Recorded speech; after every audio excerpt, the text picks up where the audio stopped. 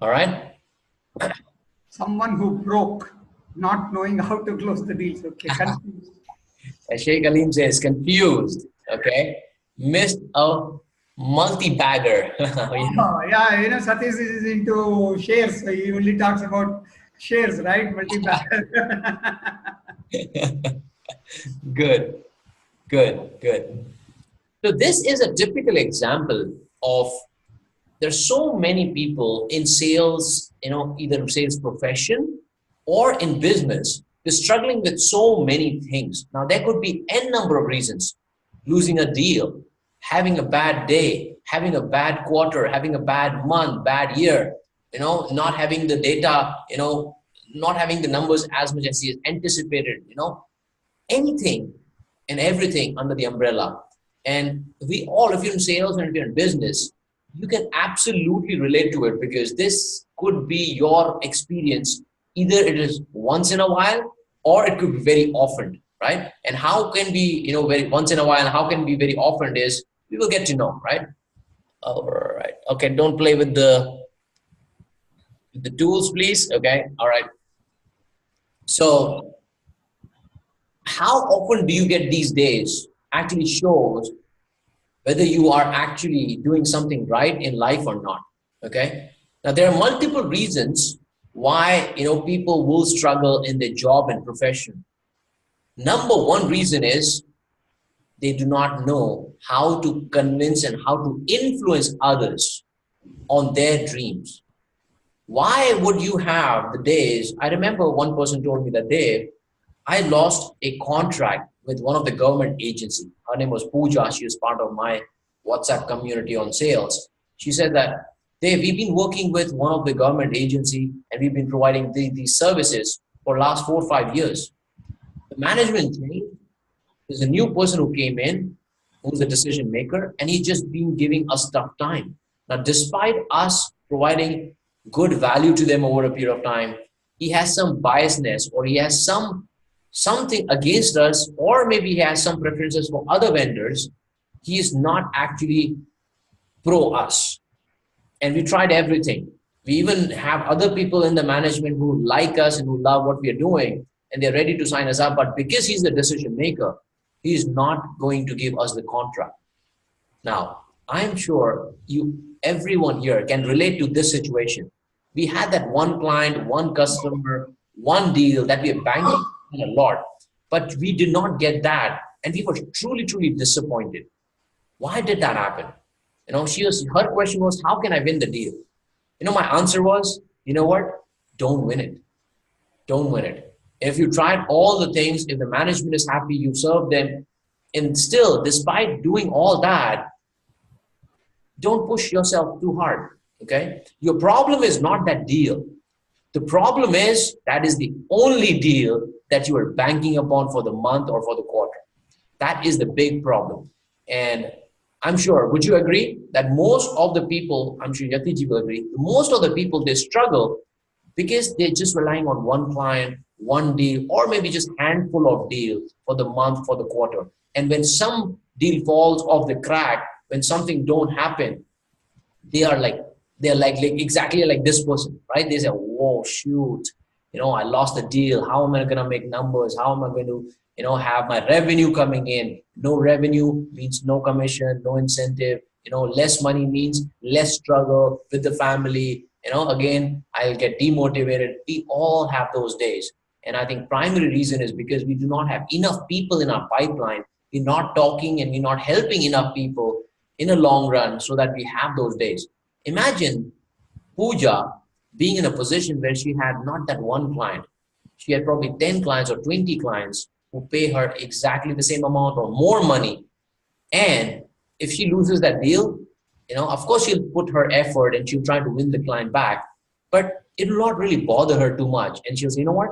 It's okay. If they don't value us, that's fine. I have my clients and I have more people who are ready and willing to work with us. That is the attitude that you will get once you master the art of building the pipeline, master the art of building your sales funnel.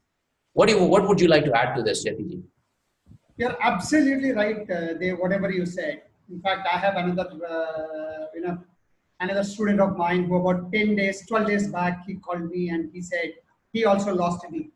And he lost the deal because of some stupid thing done by somebody in his organization. Okay, but this was a big deal. It's worth about 1 crore of rupees. Wow. His target is about 5 crores, out of which this is 1 crore. And now it's almost, that person is very sure. And this is a very, this is a customer he's been having for almost about, I think 14, 15 years. Okay. And now that customer is so upset. And exactly what you're saying is what I shared. And I asked him, what is their biggest lesson?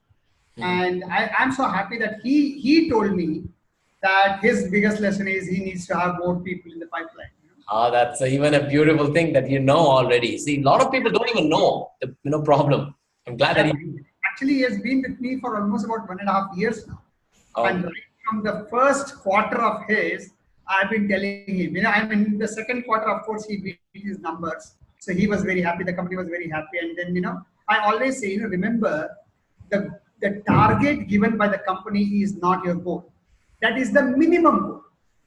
I mean, you should be looking at least 2 times, 3 times, 4 times of whatever the company tells you.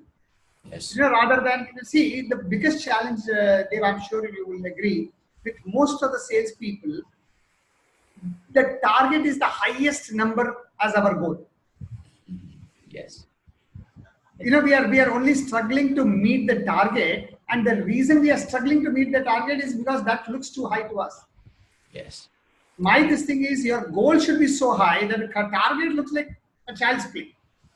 Yeah, yeah. And one of the reasons why, from this thing, another reason why we are desperate or why we are depressed is because we don't know how to handle it. See, irrespective of the size of problem, we will not have this reaction if we had some ideas on how we can deal with it. Yes, I agree. Okay, today the situation is most of the salespeople, they are successful or not successful just because of their working, not because they have a skill, not because it's predictable. Let's ask one question. How many of you have a predictable sales process? How many of you have a predictable sales process? You know exactly what to do and what comes next and what comes next and what comes next. Just put in the chat box. If you have, just say yes. If you don't have, just say no. I mean, both are okay. And remember, we are not here to judge you. We are not here to, we just want to understand. Right.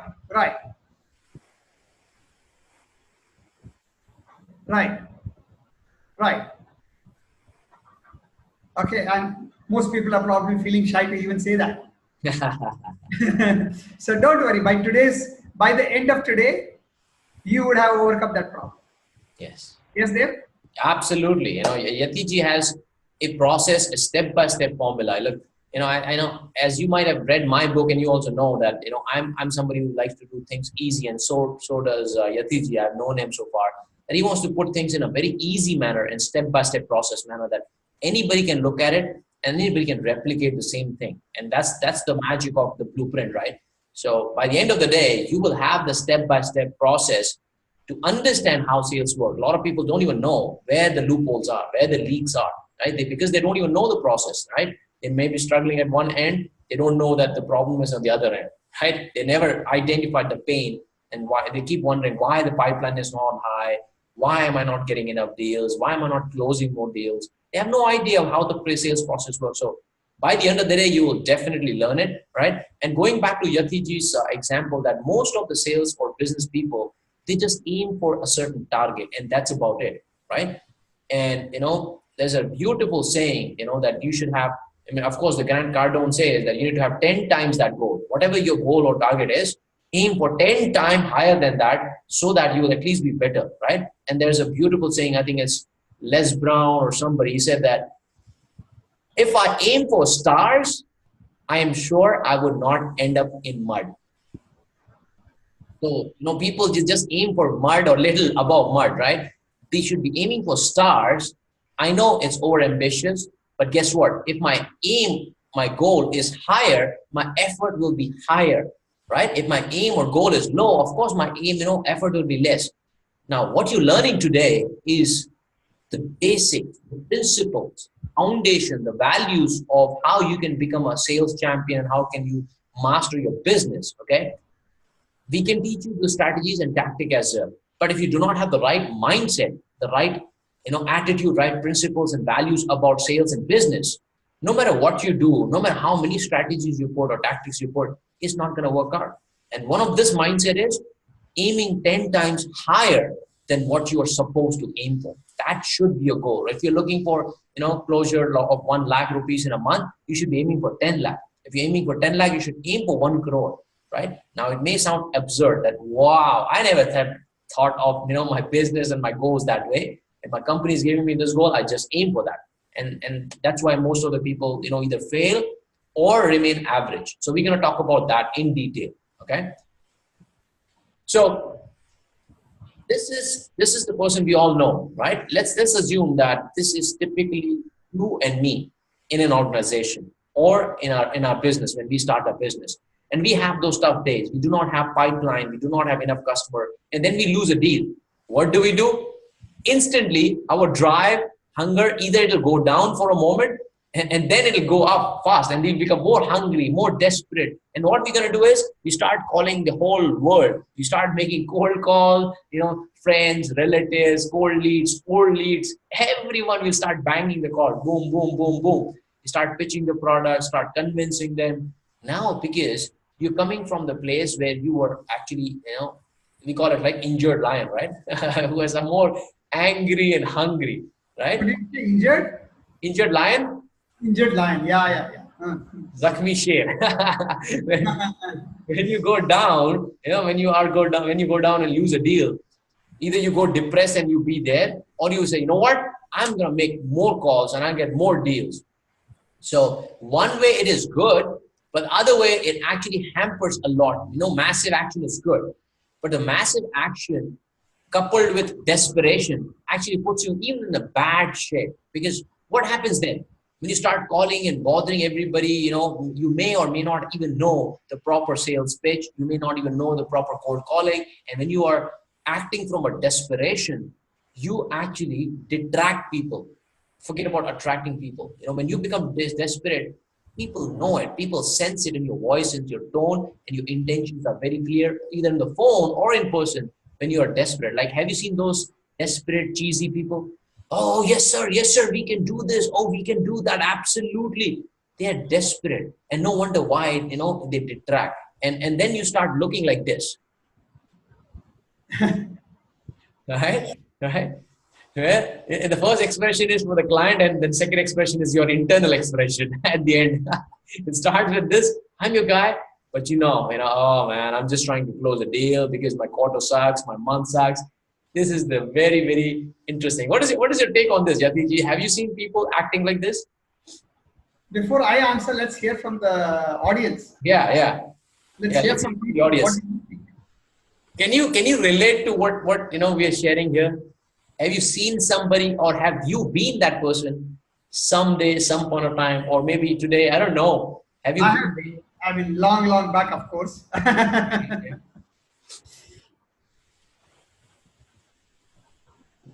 And the funny part is, a lot of people don't even know that they are acting like this, right? They just act like this, and they just become a little desperate because the things are tough, leads are not there, pipeline is not there, they lost the client. They start acting like this because that's our human nature, human reaction. We don't intentionally want to do that. But has this happened ever? Right? How many of you can relate to this slide or either personally or through some or one of your colleagues or one of your friends? Yes. Says internal feeling. Absolutely, you're right. One is internal feeling and one is external expression. Yes. All right, guys, you need to interact. Here is one thing: there is no right answer, no wrong answer. Okay, just answer. Yes. Happened. Okay, Varun says. Good. Thanks for sharing your comment. Happened. Saying yes to other while no to myself. Good. Yes. That's very interesting point there. Anybody else?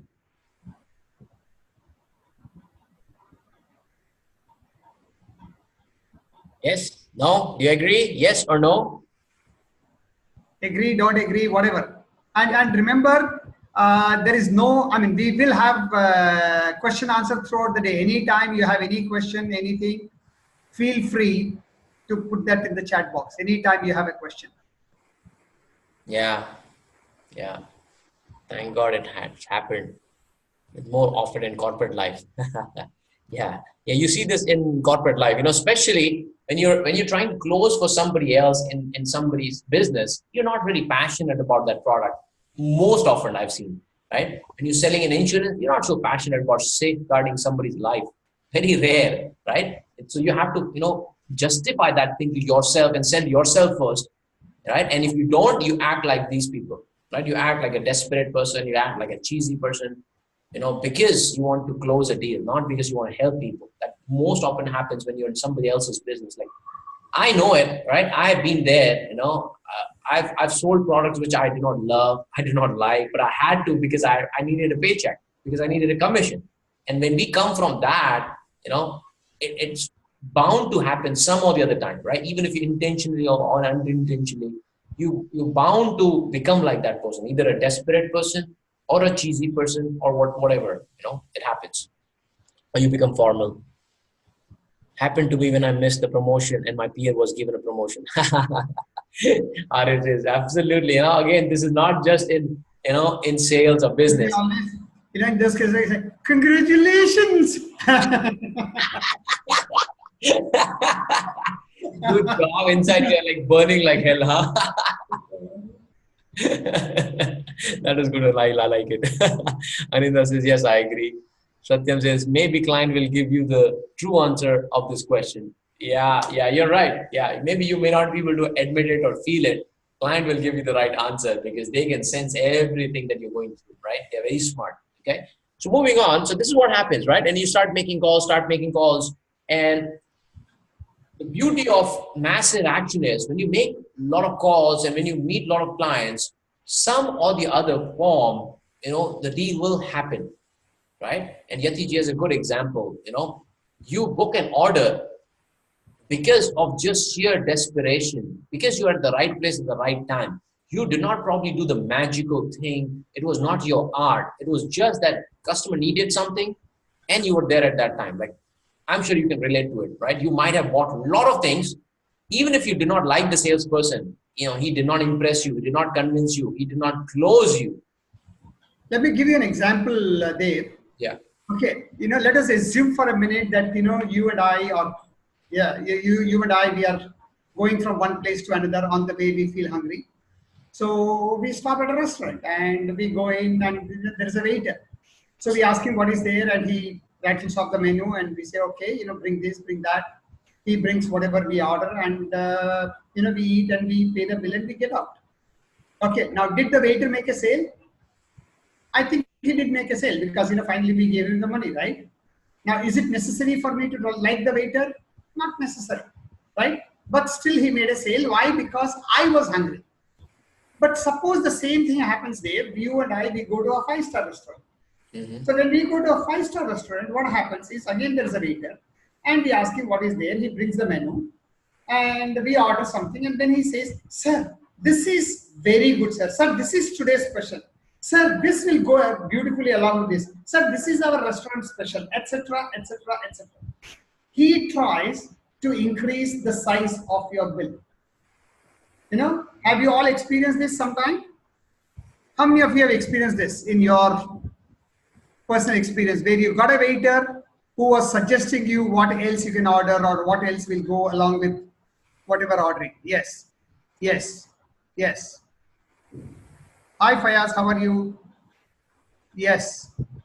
Okay. So now, according to me, both of them are both of them are salespeople, just to say that. Okay. But what is the difference? The difference is the first waiter is what I call as an order taker. He takes the order, whatever order you give, he takes the order. Whereas the second waiter, the 5-star waiter, I call him the order maker. He not only takes your order, he tries to increase the size of the order. Yes. Why? Because a couple of reasons. Number one, he knows his tip is going to be depending on the size of the bill.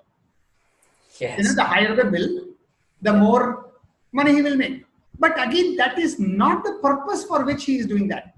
He is doing that because he knows if you have come to a five-star hotel, you have not come there just to eat.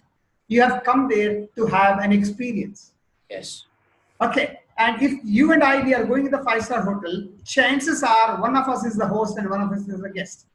So whoever is the host, he wants to impress the guest. Right? If you are the host and I'm the guest, then you want to impress me. If I'm the host, you are the guest, I want to impress you. So chances are when you offer something, you say, this is great, this is good, this will go with this. Chances are we'll say, okay, bring it on. Yes. One more thing which the five-star hotel waiter knows, he says if you are in the five-star, he knows money is not the problem. Yeah. Okay, so these are some of the, this is the major difference. Most of the salespeople fall into which category according to our audience? Let's hear from them. Most of the salespeople are order takers or order makers. What do you think? Just say OT or OM, order taker or order maker, or taker, maker, whatever. Let's hear from you. Most of the salespeople you have met, they are order takers, right? OT, OT. OT, yeah, OT. Absolutely, you're right. Yeah. And Okay. and this reminds Want me. to become OM? Fantastic, fantastic for us. Yes. OT. Good one. Yes. Good one. And today's program is all about making them from OT to OM. Order maker, right? How you can manufacture the order. That's why we call, Yatiji is the sales and profit engineer. And what is engineering about? Engineering about the automation, right? The moment you, put something somewhere, it automatically comes out in some or the other form, right? Engineering reduces the work, reduces the stress, gives you the desired results by design, right? You switch on the fan will, By design.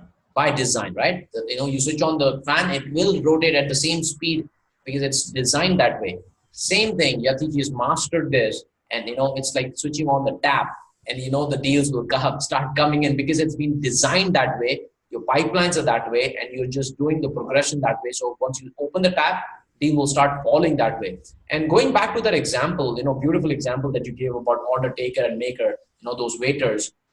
There's one more way, if you have not noticed, there is a very subtle way of people building, order makers, how they build certain rapport with a lot of clientele is they say, when they're asking their preferences, they ask the preference, what do you prefer?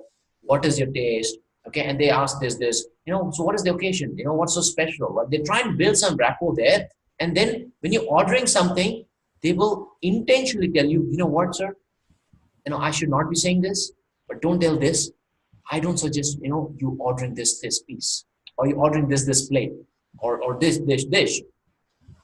Wow, okay. Well, you will rarely see a waiter saying no, but the champion order makers, they build so good rapport, your trust level automatically goes up that, oh, wow, he's not supposed to say something is not good, but he's saying it just because he cares for me, right? And other way is when they see small kids and something, small kids with the family, they actually come and be more nice to them. They give them some gifts or some toys. What happens then? Again, your respect and trust for that waiter automatically grows up.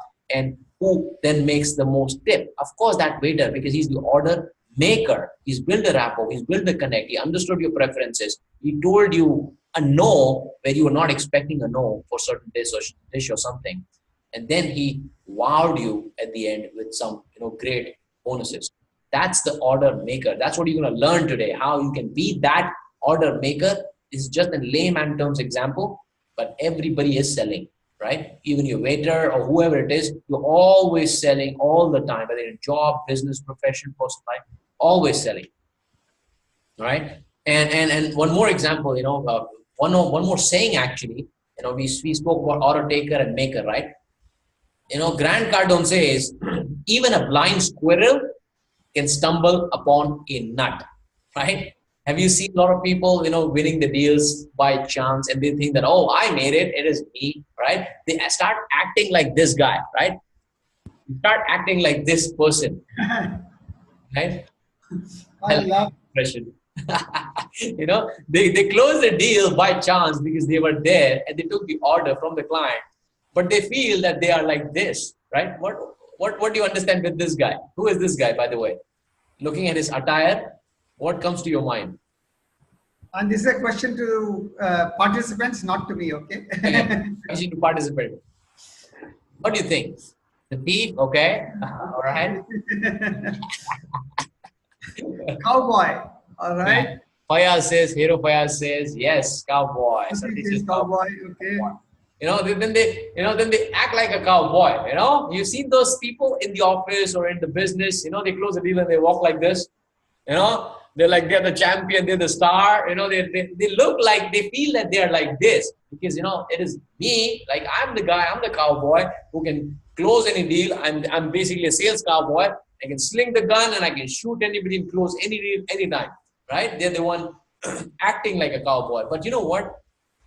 The interesting part is most of them, they're not like this from inside or outside anywhere. They're actually like this. They're actually like this from inside. This is funny, right? He is like observe this picture. As you liked it. They're actually like this. They act like they're cowboy, but people around them, they're not foolish. They're smart. They know, who is a champion, who is not, right? They ouch. I mean, they're ouch. Right? Inside, they're like a grown-up kid, right? You see the nipple hanging in his neck, right? You see the adult diaper. Despite of that, he has a bottle of whiskey probably in his hand. Right? They act like they're cowboy, but inside they're like them. And they are like an ordinary salespeople, right? And what are the characteristics of an ordinary salespeople? Why do you think people remain average, right? They remain average and they struggle. There are so many reasons. We will discuss about that. Let me give you an example. I was working with one of the market research company and I had my boss. He was a vice president, okay? And the vice president coming with 20 plus years of experience. What do you assume? Of course, you assume that person has got 20 plus years of experience. He will be really good with the client. He will be really good with the client. Of course, he's got the better package, right? Better experience, better knowledge. Everything is better, right? So you bound to actually assume he will be really good. But guess what? He used to get on a call and he used to be so horrible. When I say horrible, is not because he cannot speak English or he cannot articulate things. Horrible because he will speak most of the time. And at the 10th hour, he will say, okay, so what do you think? Right? He'll just start sharing his knowledge. Da, da, da, da, da, da, da, da. Here's what we do. Here's why we do. Why we do this. This is the product. This is the feature. These are the benefits. He just lays everything out on the table. And at the end, client does not buy. And that does not happen, once. It happened multiple times. People in my team and others, they were actually scared to bring him on the call because they knew the moment he comes on the call, he's going to just, he's going to waste the call. Over. Huh? The deal is over. Yeah, the deal is over. Before it begun, the deal is over. And people come and complain. They say, Dave, how can we avoid this person coming on the call? Right? And People like that, they want to be on the call there. Exactly. Probably loves sharing his knowledge, and he was probably the person who just keeps talking. It actually killed all the deals. And on top of that, when we all were reporting to him, he will push us. He'll tell us, follow with the client, follow up kiya ka nahi, call kiya ka nahi. He'll ask them, call him 10 times. He will be so aggressive, pushing us that call him 10 times. And people, of course, the client will get annoyed because, people who again are same like him, right, have a little bit of experience, but they just follow the orders because our vice president said, of course he has experience, of course he has designation, of course he has title. I need to listen to him. If he's telling me to call the client 5 times or 10 times in a day, most of the amateur salespeople or businessmen, they will end up making those calls. And what happens then? Real example, client came back and said, you know what? please stop calling me. I will come back to you when I'm ready. And guess what? Person never came back. Client never came back. I Have mean, you experienced? at least I respect that client who told me don't call me. Most of the clients will not even tell you don't call me. They will just not answer. Ignore. All your calls will go unanswered, and then you will say, "Oh, he was so excited that time, and now he's not even picking up my call." And Yeah. and you Yeah. feel it is because of the competition, it is because of the price, it is because of so many things, without realizing that you are the reason for the client's behavior. Absolutely. Absolutely. How many of you have experienced this? Okay. Yeah. Sheikh Aleem says ignore. Clients start ignoring you because they know that you are acting like a cowboy, but you are like this grown up adult baby who's just acting like a baby, who does not know how the business works, how the deal works, what is the art of closing a deal, what is the art of persuasion. Have you seen this in your office, or have you experienced this? Now, see, Anindya says, I'm seeing this in my office. This is very, very common. I'm telling you, very, very common. No, it's not the only guy. Again, nothing that against that vice president, but he's acting like as if a grown-up baby, right? And then he walks tall. If somebody from his team closes a deal, guess what? He'll take the credit.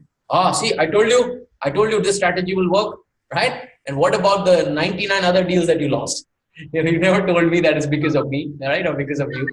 Dave, the 99 deals he lost, that was not his fault. That was client's fault. That was the prospect, right? I mean, the prospect is, like stupid. Yeah, they don't understand. What can I do, right? Absolutely, absolutely. Huh? What you're saying, Dave, reminds me of one major sales myth, which most of the salespeople have, and that is sales is a game of numbers. Sales is a game of numbers. Yes. Okay, so if you are not skilled, if you are not trained, it is true. Because as you rightly said, even a blind squirrel will find a nut, because if you just keep on calling, and somebody will buy, somebody is hungry. Yes. Yes. Okay, but that doesn't make you, and that doesn't help you to get sales when you want. Yes. The major difference between the normal salespeople and sales professional, sales profession can make a sale as and when he decides. Yes. Absolutely. Your success in your hands, whereas most of the time it is depending on the client. Yeah. 100%. 100%. Yeah. Sheikh Aleem said, I did this mistake in my school admission. Good. Good. Like the first part is, the first part is people like him, the vice president, they don't even have the realization that they are the reason why the deal is not happening. It's not the client. And if they don't realize, no wonder they will be like this grown-up baby, right? And they will remain an average, mediocre sales or businessman because they don't understand how the business works. They don't understand how the art works. There's so many beliefs, that is there when it comes to being an average salesperson. Today we want to address that. Okay, before we move on. Going to that, Dave, yeah. I just want to share something very, very important for all of us. Sure. Okay, most of the people, they fall into one of these 5 categories. That most of us, when we start in selling, for example, when I started selling, okay, I was what I now call unconscious incompetent. Unconscious incompetent. That means I didn't know that I didn't know. I was only focusing on the sales I made, and I didn't know that I didn't know how to make sales because I was making sales, right? Yes. I was getting orders. Okay. And once we lose a few orders, once we grow up, once we learn something, then I say we become a little bit better. We could become conscious incompetent. Conscious incompetent means now I know that I don't know. Yeah. But most of the salespeople, they never graduate to the conscious incompetent level. True. True. And if the conscious incompetent is actually the first stage for you to really succeed. Yes. And I really want to admire all the people here today. At least they have graduated to that level, or maybe the next level. I don't know. The next level is what I call unconscious competent. So now you're competent, you're able to get orders, but if somebody asks you, how did you get the order? You are not able to explain. You are not in a position to really say, okay, this is what helped me or that is what helped me. So which is better, because now you can get the orders as and when you want. Okay, but you are not able to explain. Unconscious competent. Interesting. But then you start learning. You have to start, because see, actually, I started selling, as a career in way back in 1977. But I really didn't know selling till 1989. 1989 is when I started to learn selling. And when you start learning to sell, that is when you become what I call conscious competent. Now you know that you know. Wow.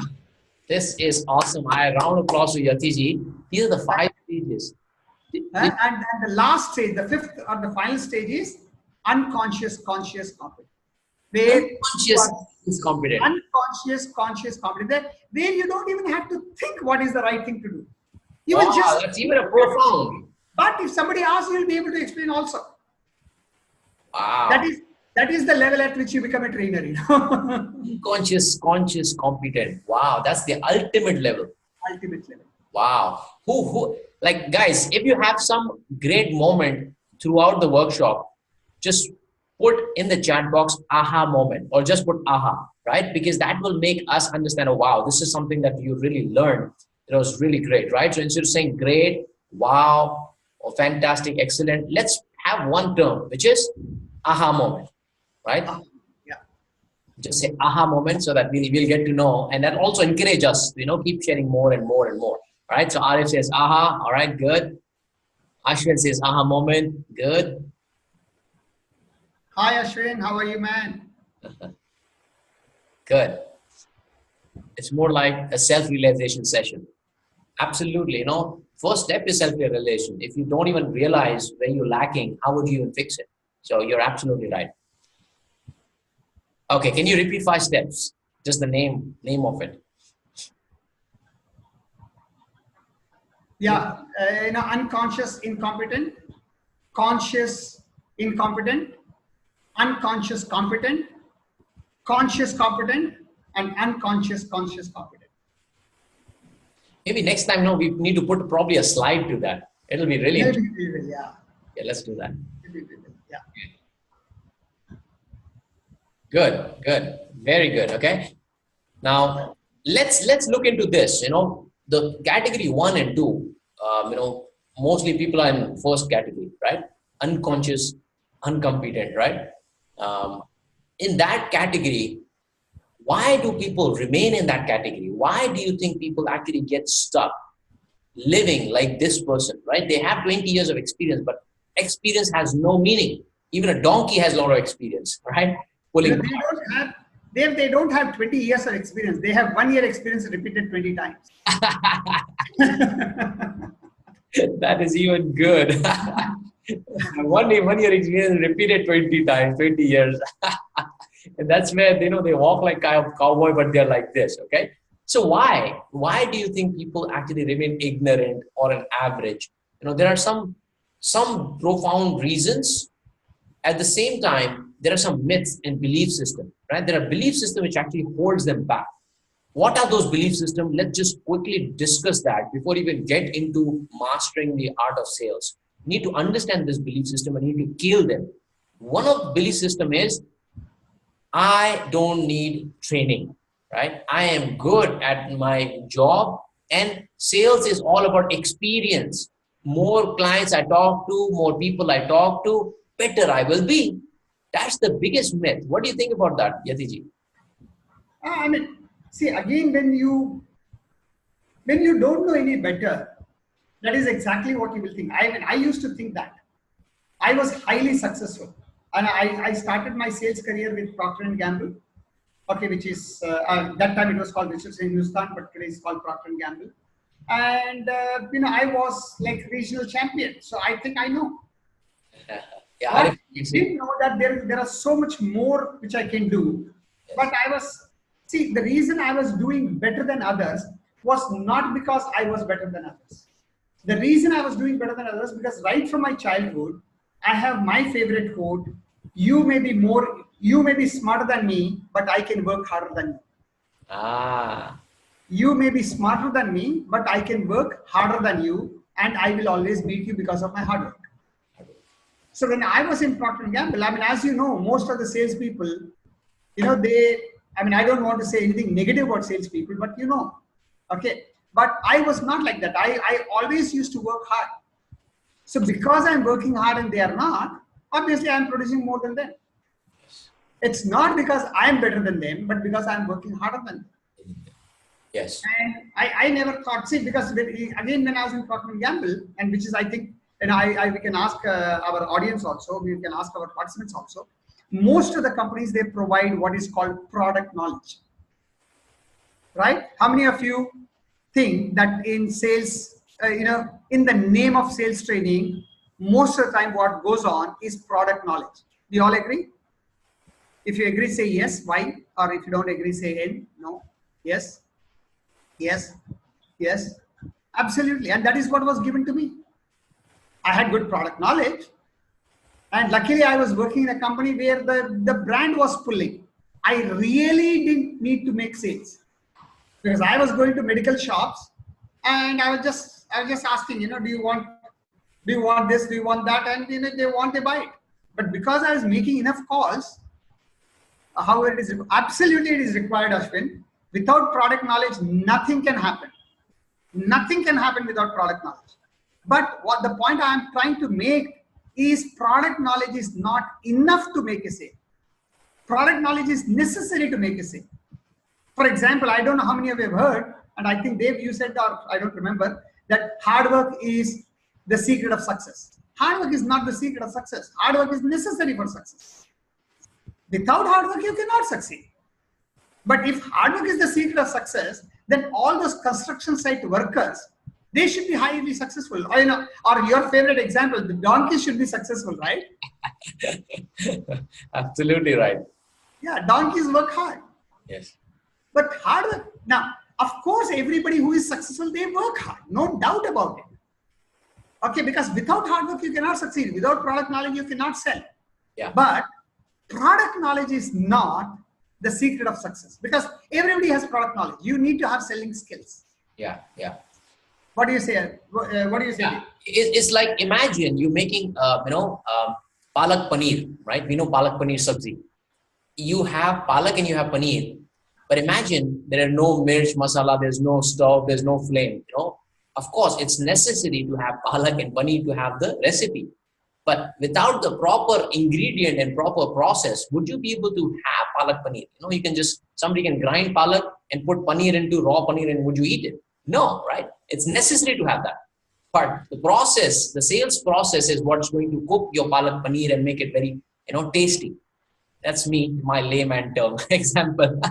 Beautiful. Absolutely great example. Good. Let's move on, Dave. Right. So that is one of the reasons, right? As people think that they're good at it, so they don't need knowledge. They will just go and be live on the ground, and then they will learn, right? These are the myths. Other myth is, I am not good at selling, right? I do not like selling. I'm not good at selling. That's one of them. Any other myths that comes to your mind, Yatiji, before we move? Lots. For example, one of the biggest myth is, salespeople need to be smooth talkers. In fact, the reason I got into sales is, right from childhood, I was known as a chatterbox. So I thought, in sales, you just need to talk. And I love to talk. So let me get into sales, Today I realize, and I'm sure I remember that you had a slide on this, so I don't want to spoil the moment. Okay, but we will learn a little later whether, this is true or not. Another wonderful myth, or I don't know, I can't use the word wonderful. Another myth is, a good salesperson should be able to sell anything to anybody. Nice. Yes, have you heard that, Dave? Yeah, I've heard of that. Yes, absolutely. Yeah, and Fayaz says, I'm not good at selling. Okay, actually, I have heard that too many times. And I say, you are good at selling. He says, no, sir, I'm not good. I said, you are selling to yourself that you are not good at selling, right? You're convincing yourself. That's a beautiful one. Yourself, yeah. Okay, and now you are trying to convince me. That means you are a salesperson. You are good at selling, It's just that you're selling wrong thing. Yeah, you are selling the wrong thing. Absolutely.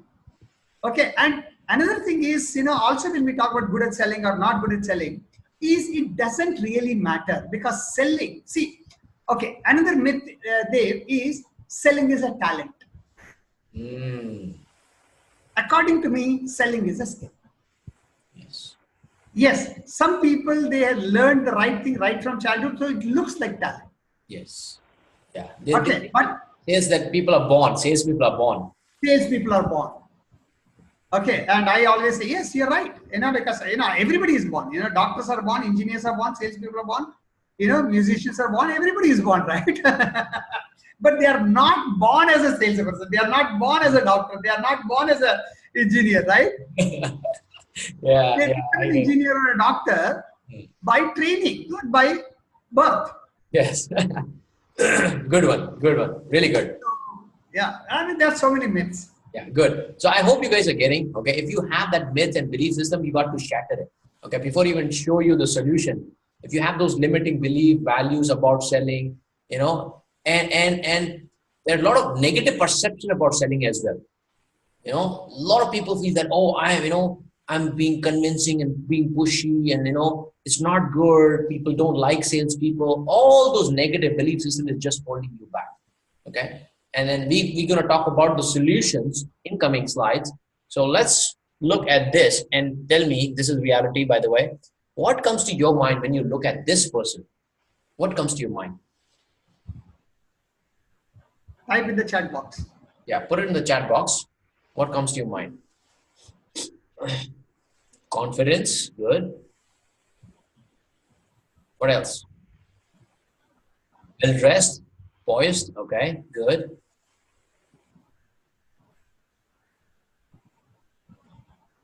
Authority, very nice. Calm, courage, good.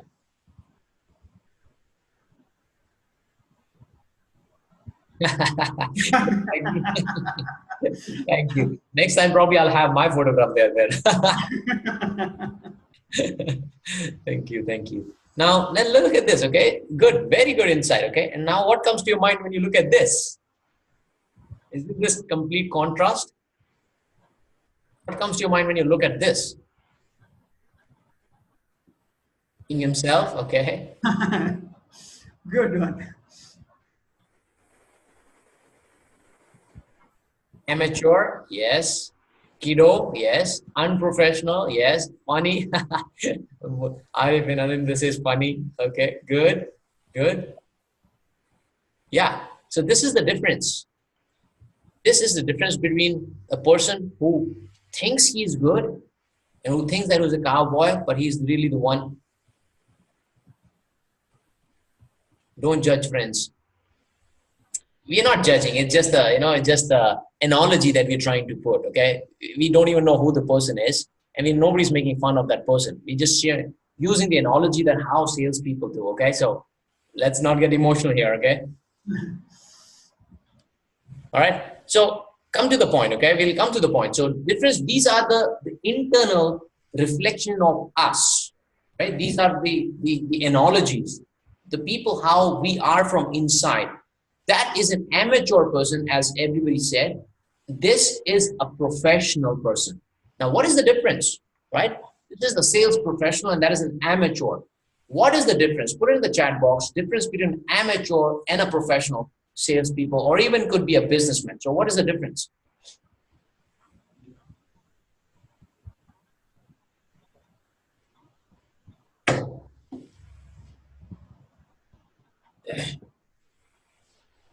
What's the difference? Good market position, okay. Okay, Ashwin says he knows how to make people think about him. Good. Good. What else?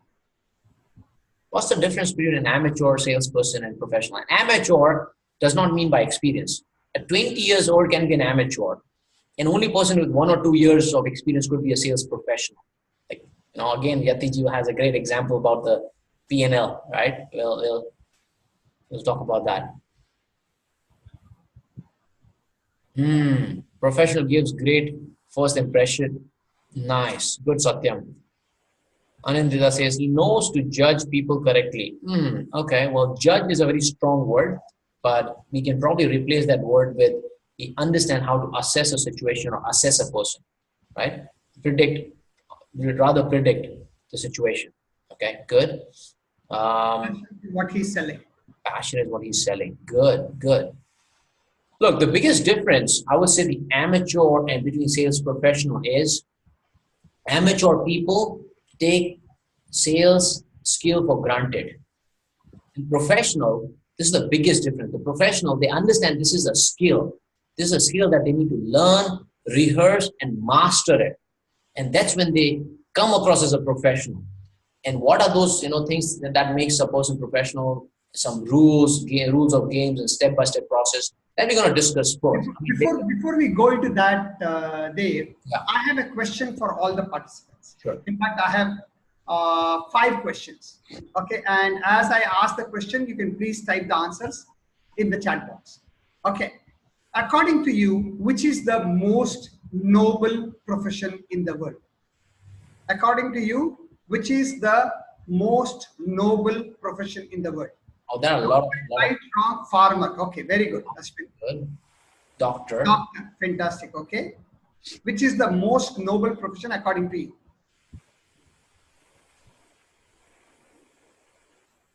Business. The faster you answer, the faster we go forward. Okay, businessman, teacher. Okay,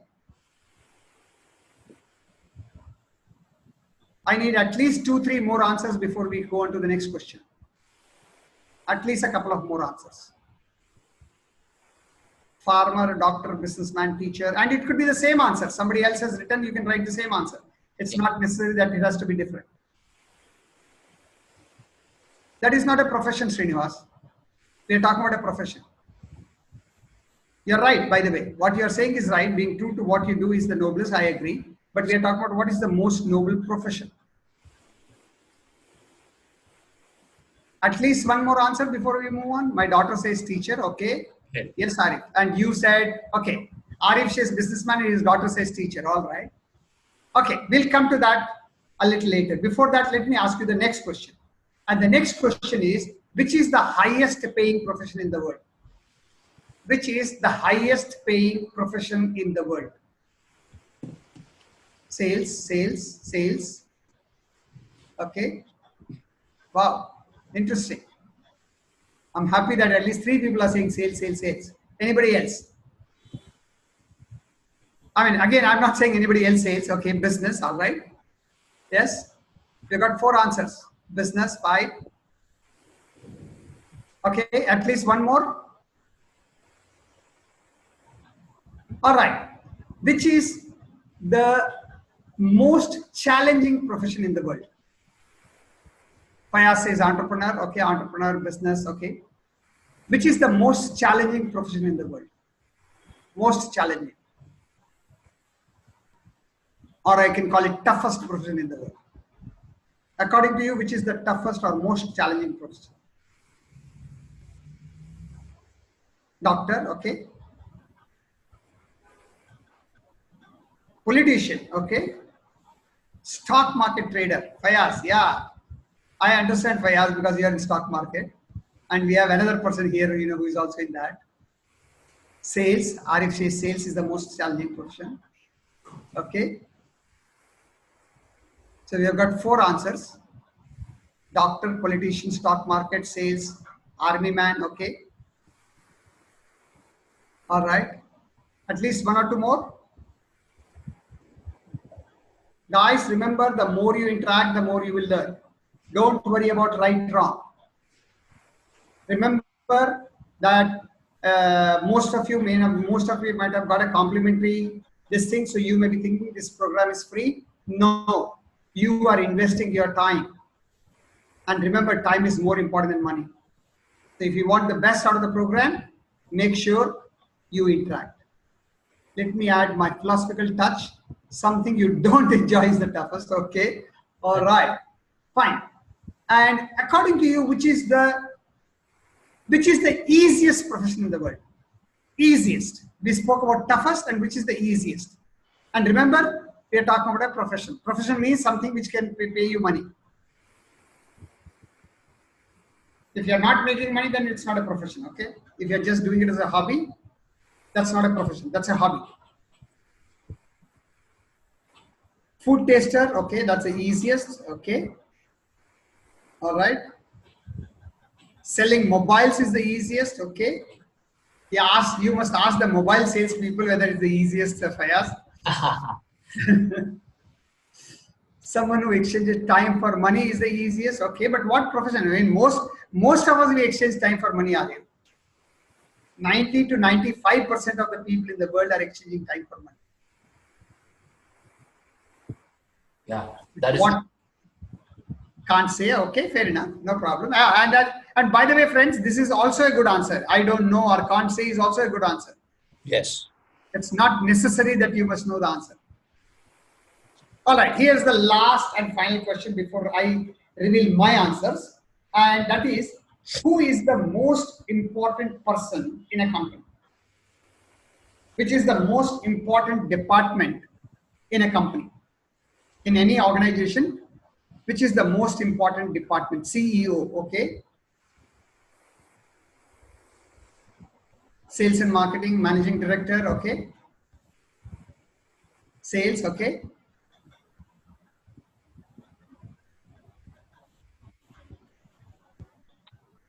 Anybody else?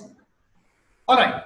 Here is marketing, sales, finance, service, delivery. Okay, RF, is that in the order of priority? Are you saying marketing is most important? Okay, all right. Okay. Now here is my answer. For all the 5 questions, my answer is sales, sales, sales, sales, sales. Now, why do I say sales is the most noble profession? Most of the people believe that doctors and teachers, that's a most noble profession. And uh, I have no disagreement that's a very noble profession. Yeah. Doctor is a very noble profession. Being a teacher is a highly noble profession. Okay, being a mother is even more noble. But why do I say sales is the most noble profession? Because as a doctor, you get paid irrespective of whether the patient survives or dies. As a teacher, you get paid whether the student passes or fails. But a real salesperson, a real sales professional who is working on commission, he or she gets paid only if they make sales. If they don't make sales, they don't get paid. And according to me, what is selling? Selling is helping a customer to solve his problem or helping a prospect to solve their problems. It is not giving you a product, it's not giving you a service. That is not what I call selling. And if time permits, we'll go detailed into that. According to me, selling is nothing but helping people solve their problems with your product or service. So as a salesperson, unless you are able to make a sale, unless you are able to solve a customer's problem, you don't get paid. Another point I want to make here is if you are in sales, it doesn't matter whether it's true or not, but you have to believe that you are in a noble profession. Otherwise, you will not get motivated. Yes. See, the world doesn't value salespeople. But if you also don't value salespeople, how will you be motivated? There are enough other people who are ready to make fun of you as a salesperson. Yeah. Yeah. Correct, Dave? Absolutely right. There are a lot of people. Sorry. There are a lot of people demean, the salespeople. People like, nobody wakes up and say, hey, you know what? I'm going to be a salesperson when I, graduate or promote. Or, nobody will say, you know what? People go and say, I'm going to be a doctor. I want to be an engineer. No son or daughter will go and say, hey, I want to be a sales professional. And that is the mission I have, Dave. My mission is to make sales as the most sought after career. Yes. The first career of choice, people should say sales. Yes. That is what this thing is. And today, whatever the perception is, because most of the people don't even know what is sales. Wow. They have only met, most of the salespeople are not professional. Yes. And when you don't meet professionals, you definitely have a wrong impression about sales profession. Okay. And now coming to the second question, toughest, yes, sales is really tough. The real sales profession. I'm not talking about pushing products. I'm talking about real good sales. What is real good sales? Where the customer thanks you for the sale. Yes. Where the customer is happy to buy more than you are happy to sell. Of course, we are always happy to sell because we make money. But the customer should be so excited about your product that they go and tell others. Yes. Now that kind of sales is not easy. It's tough. Yes. Okay. Now why do I say sales is the easiest profession? Because once you learn selling, you will realize, hey, it's very easy. It's much more easier than swimming. It's much more easier than cycling. It's much more easier than cooking. And all of us, we have been salespeople right from childhood. Yes. You know, when we wanted a chocolate, when we wanted a cycle, when we wanted, whatever our favorite food from mommy, or whatever we wanted dress from daddy, we were good salespeople. Yes. We could almost always succeed, right? Yes. Only thing is we cannot use those techniques now. You cannot cry in front of a prospect and say, "Give me the order, otherwise I'll start crying." Okay, but it is an easy profession, and of course, highest paying profession. We all know sales is the highest paying profession. Even if he's a politician, they have to be good salespeople. I mean, a good doctor, if he is not a good salesperson, he cannot be successful. What do you say there? Yeah, absolutely. Absolutely. Okay. And the last one, which is the most important person in the company, okay, is the salesperson. Because see, I'm sure everyone here, you have seen a profit and loss statement. Okay, may not be your companies, maybe other companies, but what about a farmer, Ashwin? They get paid for harvest only? Yes. But again, they will get paid for harvest only if they are good in selling. Otherwise, people will take advantage of them. And that is why most of the farmers are having challenges, because they don't know how to sell. Yeah. They know how to produce, but they don't know how to get the best price for their harvest. Okay. Cool. In fact, that is one of the aims I have to teach farmers on how to get the best deal. Okay. Now, how many of you have ever seen a profit and loss statement? Akash? Hi Akash, how are you? Unable to hear. You have to check your connections. Let me just put it in chat box. Ashwin says, I have not seen. Okay. Satish, you have seen profit and loss statement, Satish. How can you be an investor without that? Profit and loss statement. Not your own, but I mean any companies, any corporate. Okay. We have Fayaz and we have Srinivas who has seen, Arif has seen. Okay. So one of you, okay, okay. Let me use this because Dave is not here to unmute. But let me just tell you, a profit and loss statement normally has two sides, on the left hand side and the right hand side. Now, what is there on the left hand side? Those of you have seen a profit and loss statement. What are the entries on the left hand side in the profit and loss statement? Revenue is not on the left hand side, Arif. Revenue is on the right hand side.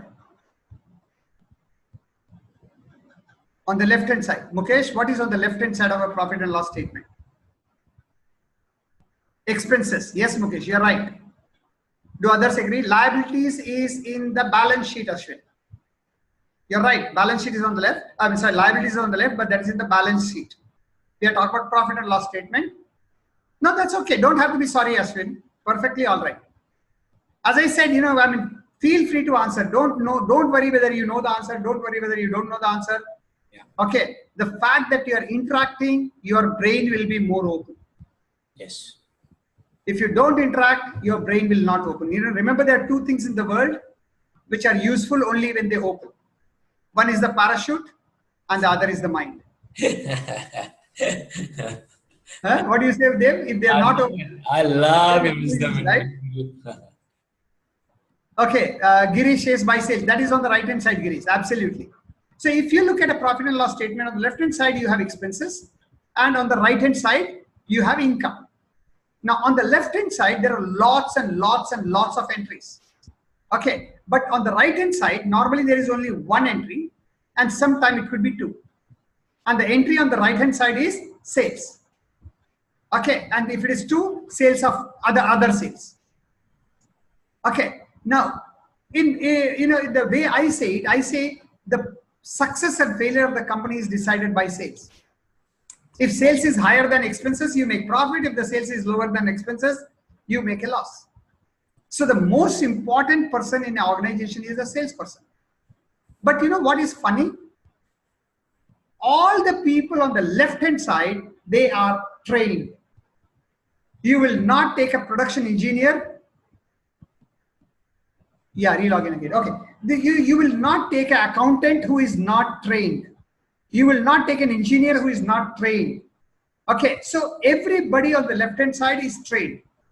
But salespeople who are the most important, how many of them you think are trained? You know, how many of salespeople have got a degree in sales? Or they have undergone a training in sales? Hardly any. Hardly.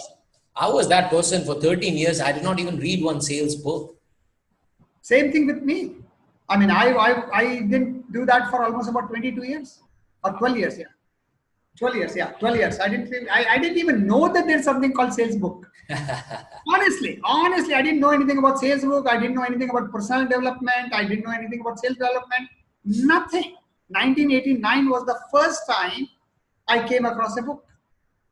Aha moment. Arif says aha moment. And this is so profound, guys. You know, for sales, you know, they don't check what trainings that you have taken, sales courses that you've taken. All they say, oh, you have an MBA? Oh, it's fine. Nowadays, just MBA sales and marketing is fine. They don't look at actual real sales, right? Or they say, okay, you have few years of experience, no problem, come on board, you know, because it's, you know, if he doesn't perform for 3-4 months, you're going to chuck him out anyways. So that's how they actually hire people. And even when you say experience, they don't even check what kind of experience he has. Yes. It's all based on the resume. Oh, even a donkey. My vice president got, you know, lakhs and lakhs of money.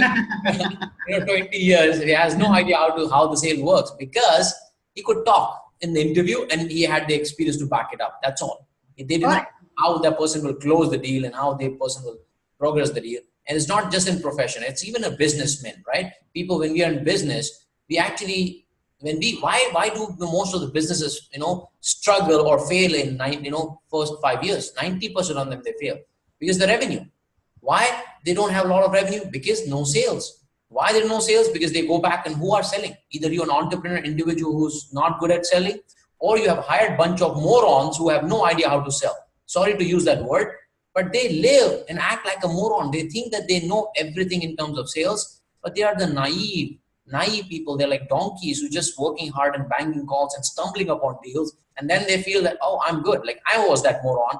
I was that donkey for 13 years and I cannot blame others unless I started learning and understanding how the sales works. It is a skill. It's an art that I need to understand. If he says this, I need to say this because I need to help that person, right? All the, things that, came into picture. Absolutely. Over to you, Dave.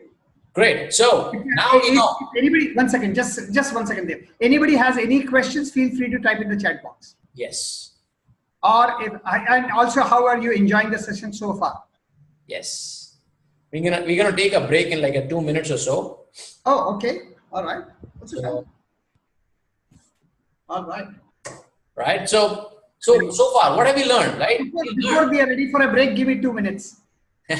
Maybe not 2 minutes, maybe 5 minutes before you are ready for a break. Before that, you can complete whatever you want to complete, and then I'll just take 5 minutes before the break. Sure. So far, we've understood that amateur salespeople don't invest their time and money in learning skills. Second, professional, they understand the importance of learning skills and art. It's like a doctor, professional, even cricketer. They know it's an art that needs to be learned and mastered it. Okay. And sales, amateur, they stumble upon the deal. Sales professional, they create a deal. Right? They can analyze the deal, right? That's the difference major difference between these two, okay? And sales, amateur people have a lot of limiting beliefs and myths about selling and negative association about sales. Sales professional, they understand this is the noble profession and who is more successful, who makes more money. No brainer, right? Sales professional makes more money. And the top, people, you can't even imagine how much money they make. And we will again talk about the 80-20 formula. We'll again talk about it, right? Only 20% of the top sales people make 80% of the majority of the revenue by all the sales, people around the globe. So this is the major difference. People don't even understand they need to become a professional. Not only just look professional from outside, but also be professional from inside. And that only will come when people start investing the time and money, effort in understanding the skill, learning the skill. That's the major difference. And on the surface, let's do a quick game. Which circle is bigger, left or right? Which center circle, sorry, which center circle is bigger, left or right?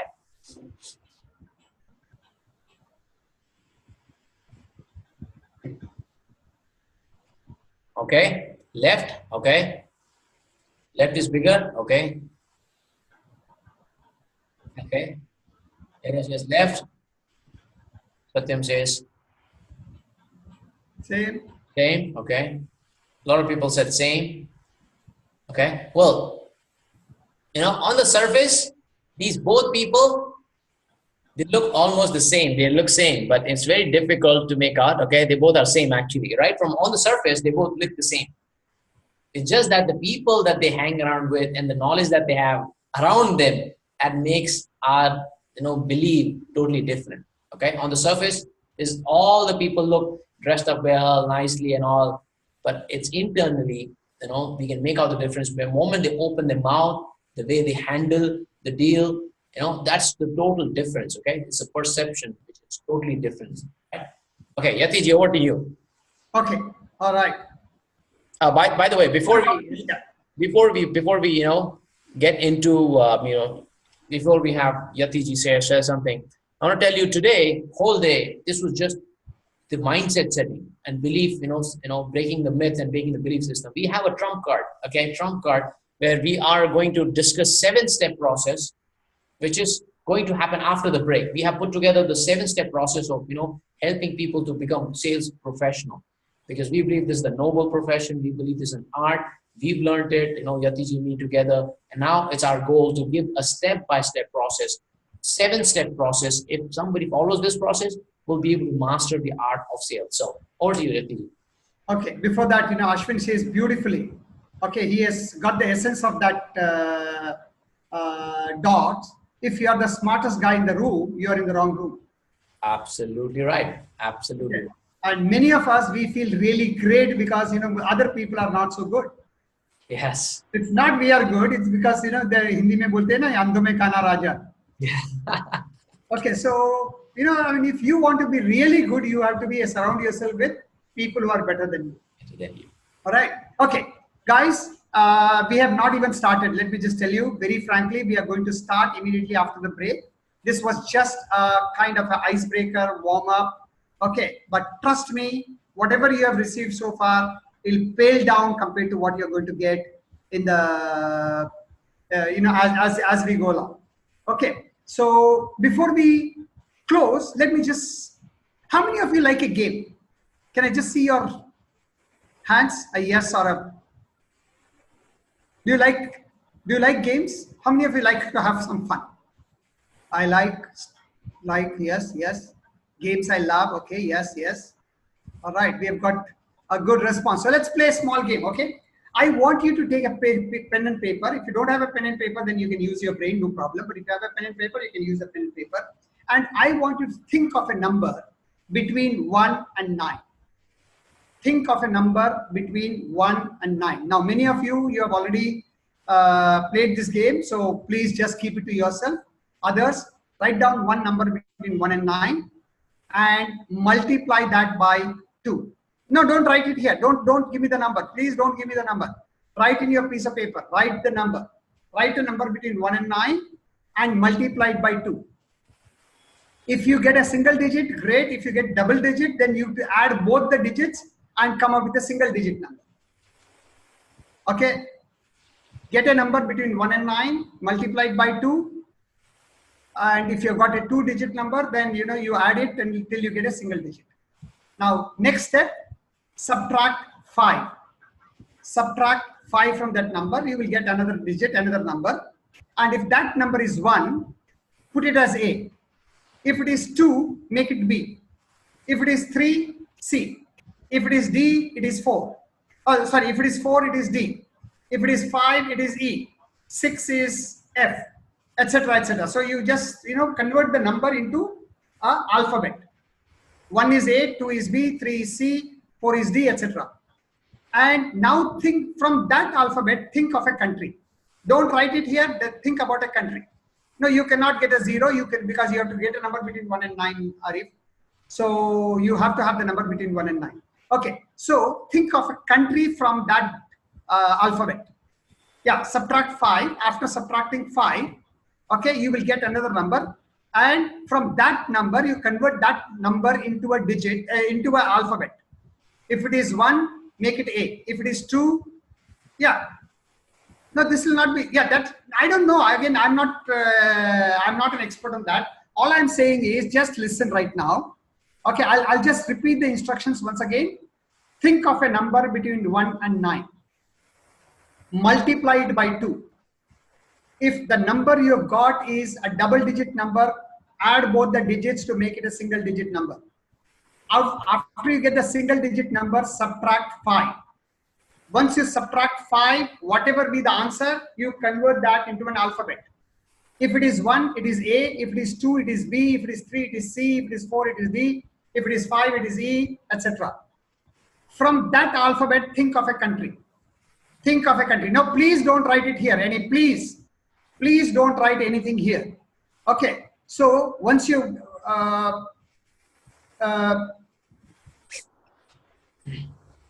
I'm sorry. You're right. Who is this?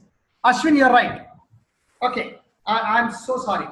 You have to multiply that number by 9, not by 2. Okay. Why don't we start from the beginning? Okay. All right. Okay. So, I made a small mistake. Okay. So, take a number. Okay. Multiply it by 9. Not 2, multiplied by 9. Then you multiply it by 9. Okay. Thank you, Ashwin, very much once again. So, when you multiply it by 9, you will get another number. Okay. Which will be minimum 9. Okay. Whatever be the number. And now you add, if it is more than 1 digit, add the digits until you get a single digit number. Once you get a single digit number, subtract 5. Once you subtract 5, you get another number, convert that into an alphabet. 1 is equal to A, 2 is equal to B, 3 is equal to C, etc. 4 is equal to D, etc. And from that alphabet, write down a country. Write down a country. From that country, you take the last alphabet and think of an animal. If the last alphabet is M, it is monkey. If it is L, it is lion. Whatever be the, if it is K, it is kangaroo. If it is, whatever be this thing. And from that animal, take the last alphabet and think of either a color, okay, either think of a color or think of a fruit. Think of a color or a fruit. Okay. And now write down your answers.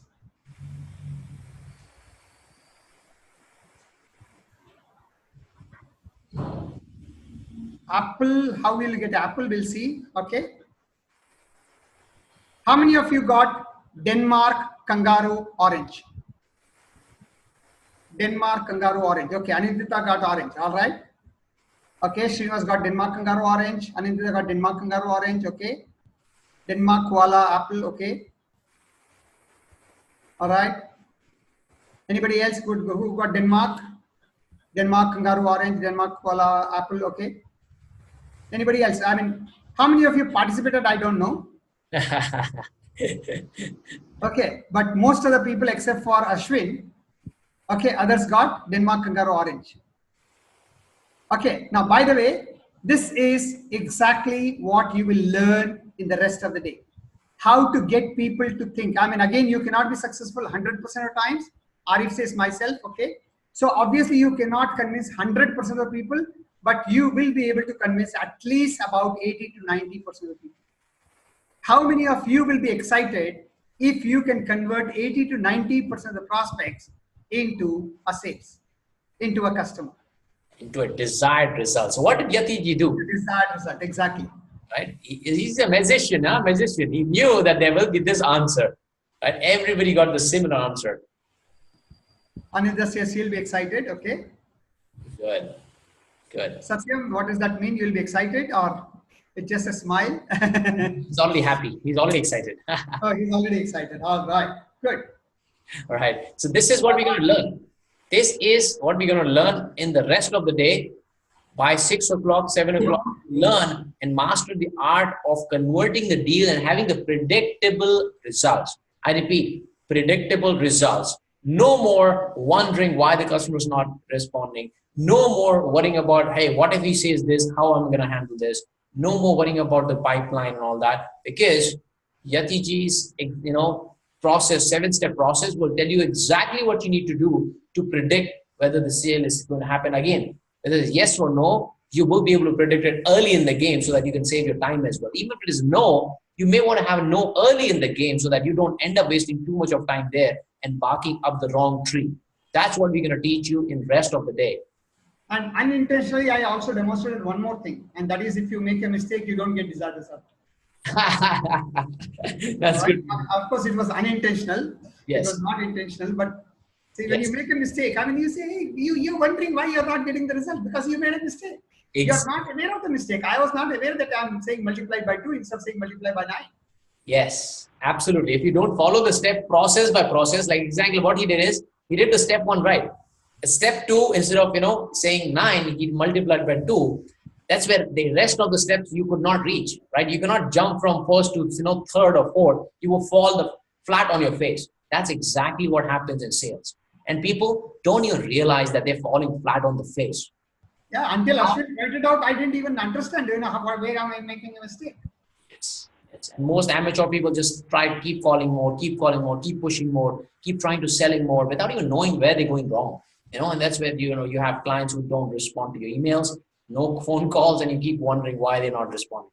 So after the break, we're going to learn the exact step-by-step process on how you can master the art of sales and design your deals and get the desired outcome. Okay, so let's do this. We'll take a 20-minute break. It's 10:50 and we will come back by 11:10. Okay, thank you so much for being here so far since 9 o'clock in the morning. Hope this is really adding value to you. But guess what? You have not heard anything. The most important part is coming up now after the break. So I'll see you guys. We both will see you at 11:10. Okay, enjoy your breakfast, enjoy your coffee. We'll see you in 20 minutes.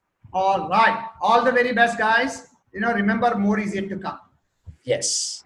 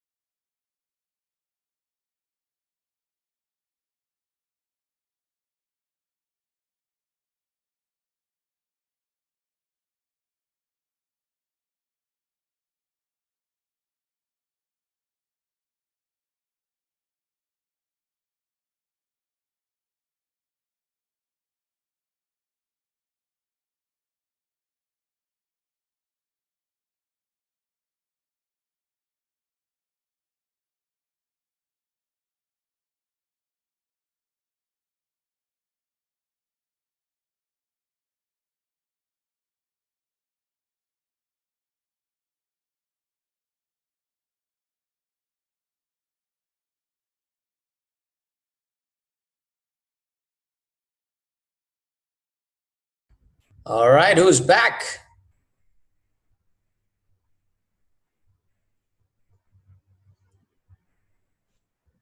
All right, Sheikh Aleem is back. Give me 1 second.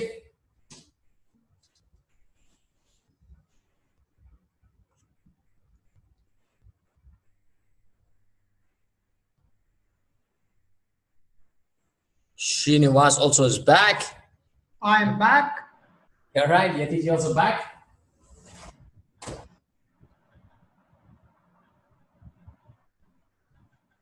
Okay.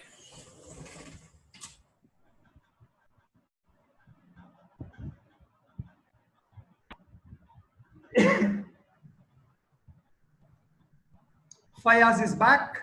Srinivas is back.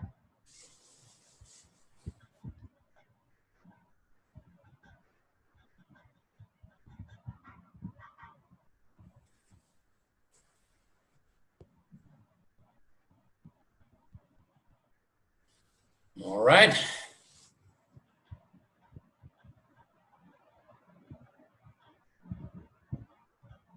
Okay.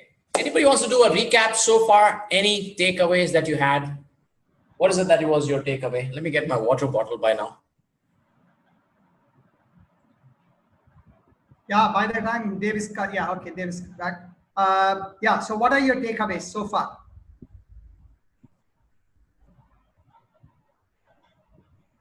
Any 1 or 2 points you got so far?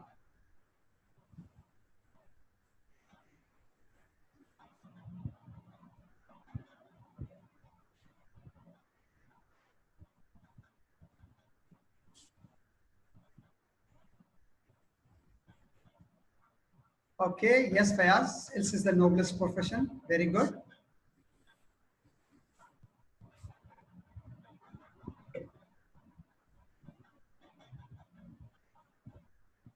Beautiful. Very good, Satish. Yes. Right. Yes, Anindita. Sales is a skill, not a talent.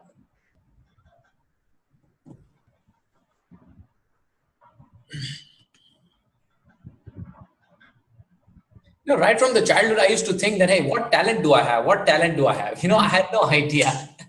But I realized that, once you learn the art of sales, that skill can automatically become your talent.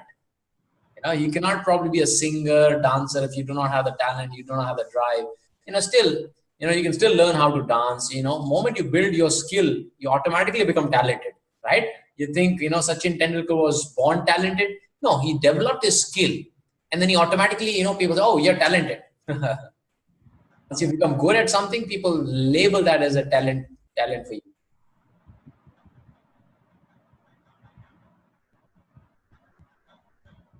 Right? Okay, good. Satish says why sales is important. Profit and loss example. I think I love that example. P&L example was the beautiful. You must also say the same thing. Expense, profit, yet people responsible for revenue are given least. Yeah. People who are generating revenue, they're given the least focus, the least attention in terms of sales and development. Good. Very good points. Good. In fact, the funny thing is, most of the business owners don't even like salespeople. without without realizing they are the reason why they are surviving. Yeah. Yeah. Yes. Anindita says correct that when you become a sales professional, remember the example, amateur salesperson and professional. When you become a sales, you can make, you can close more deals and by design, right? When required, whenever you want, you can close the deal. That's the art. That's the ultimate form of sales and business. Fayaz says sales is equal to solve customers' problem. I'd like to just add one more thing to that. Right. Sales is equal to solve customers' problems at a profit. Ah. Otherwise, solving customers' problem, it becomes the social work. At a profit is when it becomes sales, or business. I love it. I love your wisdom, Yatiji. I love your wisdom. And of course, Vayaz, great point. Understand the pain area of customer to complete the sales lead. Okay, excellent. Good stuff. And Good. we'll go into that, Sheikh. How do you do that? Yeah. Yes. Sales. Ashwin, Sales is a mind game. Absolutely. Yes, yes, it is. Brilliant. So, going in detail, what we're going to do is, before we get into the actual process, the step-by-step process, we're going to tell you, something about the rules, right? As we mentioned, there's a mind game. Every game has its rules, right? Any game you play has rules. Sales also has certain rules that we all need to play by if you really want to win, right? Yes, good Hi, morning. Abhishek. How are you? I just spoke to him day before yesterday, Dave. Good, good. Yeah, that was a good takeaway for you, right, huh, Fayaz? You said I'm selling myself that I'm not good at sales. You're selling yourself on a wrong belief. I think that was the profound moment you shift that thought process, life starts to change. That's why I say, right? It's all about it's in the mind. Once you control your mind, then you control anything. That's why I wrote this book, right? 80% mindset, 20% skills. Anyways, I believe you can do sales through phone. So mind you don't matter, mind on prospect. Yeah, mind on you don't matter, mind on prospect matters, right? Control the mind of the prospect. Okay. I think first you need to control your mind as well. Then you will be able to control others. So I think both ways, it works both ways. Good. All right, good. So let's look at the rules. What are the rules of the games, right? There is biggest and the biggest rule which people don't even understand.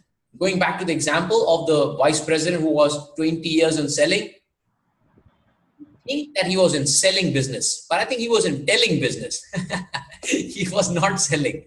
He was just telling. And all the words which came out of his mouth when your client is listening to you non-stop, it's just blah, blah, blah, blah, blah. Right? They just bore the customer to the death. And I have a classic example here, the real life incident. When I was registering my company, Dave Gadhvi Enterprise, I met with one of the chartered accountant, right? And I met him through one of the reference, okay? And that fortunately or unfortunately, I landed up to him.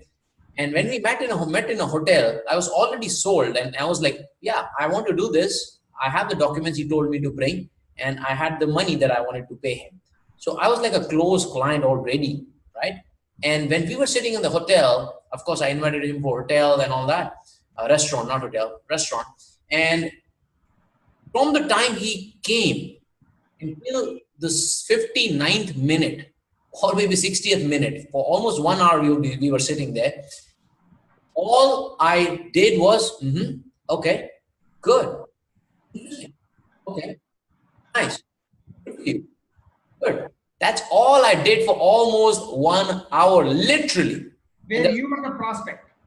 Yeah, I was the prospect. Okay, I was the prospect. He was the closer who was trying to help me to sign and book my, register my company, right? And that's all I did. Yes. Okay. Okay. That's all I did. And we were face to face. Okay. By the way, you cannot even ignore somebody when somebody. If you're on the phone, you can put the person on mute and you can do whatever you want, right? But you could not even ignore the person. And he was just going like, how wonderful we are, how great we are. My dad is this, we are doing this, oh, we do this. And he was just going on and on and on about himself, all about himself. And somewhere he was also bragging that how great they are, how wonderful they are, what else they do, you should do this, you should do that, all that blah, blah, blah, blah, blah. And guess what? It was just that I had already agreed because of one of my reference. I gave him that business. But guess what? He never heard back from me again. Why? Because telling is not selling. You're all about yourself and you just keep talking about how great and wonderful your company, your business, and your product is. Guess what? Client gets turned off immediately, right? The moment you start with that, within 5 to 10 minutes, they turn that off automatically because selling is not selling. And that's probably Yatiji also, understood, after a few years that, Yatiji got into sales because he wanted to talk. A lot of people say, oh, I should be a smooth talker. I should be a great talker if I'm in sales. But actually, it is a myth. It's a big myth. And this is the rule, which I understood a little late in the game. And I said, you know what? No more telling. No more telling, right? If I want to sell, if I want to be the great, person in sales, I will not be telling. Of course, I have to present my product and solution, but that we will talk about later. What is your take on this, Yatiji? Yes, absolutely right. In fact, Ashwin has a question, and let me first answer that. Okay, very simple. Ashwin, you are saying, how do you do elevator pitch? Elevator pitch is to be, about 30 seconds, right? Yeah. Okay, 45 seconds. Yeah, So elevator does not go from sky to the bottom. right. It's not 1 hour of talking. It's not a presentation. No, it's not a presentation. Okay, in the presentation, okay, I mean, to add on to what Dave is talking about, real selling is 20% talking and 80% listening. 20, yeah, okay, all right. Yeah, we'll come to that because we'll use that for other purposes, but even in sales. Okay, see, the more you listen, the more the customer will talk. And the more the customer talks, the more you will understand the problems of the customers. Okay, think of a doctor. When you go to a doctor, who talks more? Does the doctor keep on explaining about the disease and the medicine he is going to write and how good that medicine is and what is the composition of that medicine and what is the this thing behind that company and okay, the doctor only asks questions, right? Okay, so and we'll cover all of this as we go along, because when we go into the actual steps of selling, we will talk more. But when selling, the prospects don't care. Yes, you are right. I will crack the joke. Saying my wife. Arif is saying my wife for me. My wife for me. Yeah. See, whenever we are talking, again, just one thought comes to my mind. Have you ever experienced that when how do I say this? Okay, let's say you and I, we are having a conversation and I'm talking for 10 minutes. It looks like 2 minutes to me. And you are talking for 5 minutes. It looks like half an hour to me. That is true. How many of you experienced that? But when we are talking, even when we are talking for 10 minutes, it looks like we spoke for 2 minutes. And when another person is talking, even if he's talking for 5 minutes, it looks like 15 minutes. Anybody has experienced that? In personal life, professional life, any life, when you're talking to your boss, when you're talking to your subordinate. Yeah, Ashwin says, I have. Very good. We meet such people every day. Absolutely right, Arif. Yes, Sikh, you're right. Me also. Yes. Yes, Satyam. All of us. We just don't realize the amount of time which passes when we are talking. But when we are listening, and if you ask me what is the most difficult skill, is the listening skills. Okay, in fact, I don't know, Dave, did you have a chance to listen to my audio about yesterday or day before yesterday where I was talking about listening? I did. Beautiful audio, yes. Yeah, because when I first heard about listening, I thought hearing is listening. I didn't even know the difference between hearing and listening. Can you imagine that? All right. So yes, you're absolutely right. If telling is not selling. Okay, and I always say selling and telling, S and T are just one letter apart. After S comes T. All right, but telling is not selling. Selling is selling. Telling is not selling. Yeah, and to your point about listening, there's a very nice saying which I learned from Dan Law is people buy, the customers buy not because they understand you. They buy because they feel that they're understood. That's so profound, isn't it? Again, I repeat, people buy not because they understand you. They buy because they feel understood. And how would they feel understood? If you keep talking 80% of the time, they will not feel they're understood, right? And when you go to a doctor, doctor will ask you specific questions and he will listen to you. Then you say, okay, that guy paid attention to me because you felt that you were understood. Your pain, your problem was understood. Then you trust the doctor. Imagine if it happens opposite. You're just talking 20% of the time and doctor is talking most of the time. You'll say, you know what? He's probably not even listening to me. He's not even paying attention to what I'm going through. He did not ask me those questions. What am I going through? How am I going through? How long it has been happening? Now, what have I done? Nobody asked, he did not ask me those questions. He just gave me the prescription or he just talk. That's where we start losing deals. And very few people realize this. This is some of the really profound yet simple rules. Okay, simple yet very profound. Listening, we know it's important, but how many actually practice it? And we understand that, okay, we should talk less and clients should talk more, but how many actually implement this? The best suggestion I can give you is take a printout of this photo, similar to this, whatever 80-20 rule, and paste it in your wall wherever you're taking your client calls or meetings. That should remind you that it is customer who is important. It is their need, their understanding, it's important. And then are the second priority. Let me share one more incident, which I read in one of the amazing book. There is a person named Jay Abraham. He's one of the super, like a legend in marketing. He was in one of the hotel. He had a keynote speech in one of the cities. So he just checked down into the hotel at night. And, he had a morning keynote speech. He could not feel asleep. He was not falling asleep. So he said, what, let me just go to the bar and let me have a drink, 1 or 2 drinks, so that, by the time I feel sleepy, I'll come back. We just went to the bar, and at the bar, there was one more gentleman sitting there. He just sat next to him. He ordered his drink. And of course, when we meet people like in this kind of setup, usually look at each other and smile and just say hello, right? That's what he did.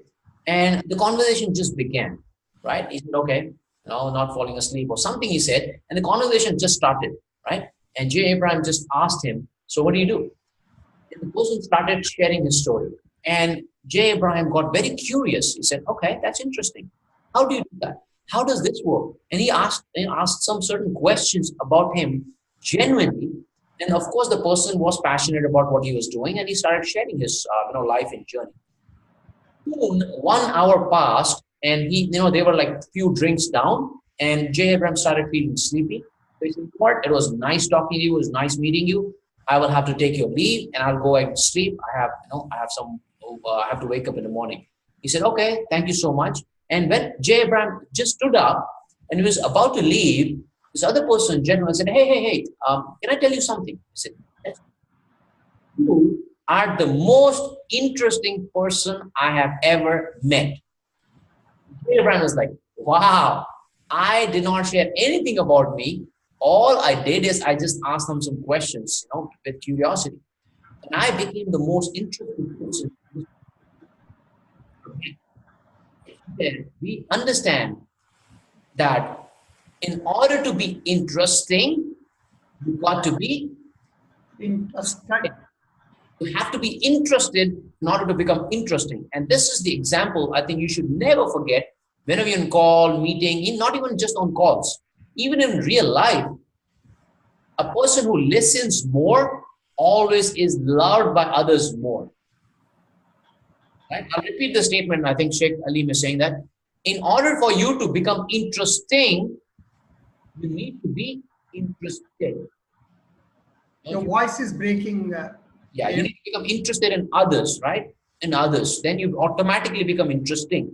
And this is one of the skill, if I'm not wrong, also part of 7 Habits of Successful People somewhere. Right. Right? I've heard that book, audiobook here and there. You should definitely, listen to audiobook. It's on YouTube as well, by the way. Listen to that audiobook, 7 Habits of Highly Successful People.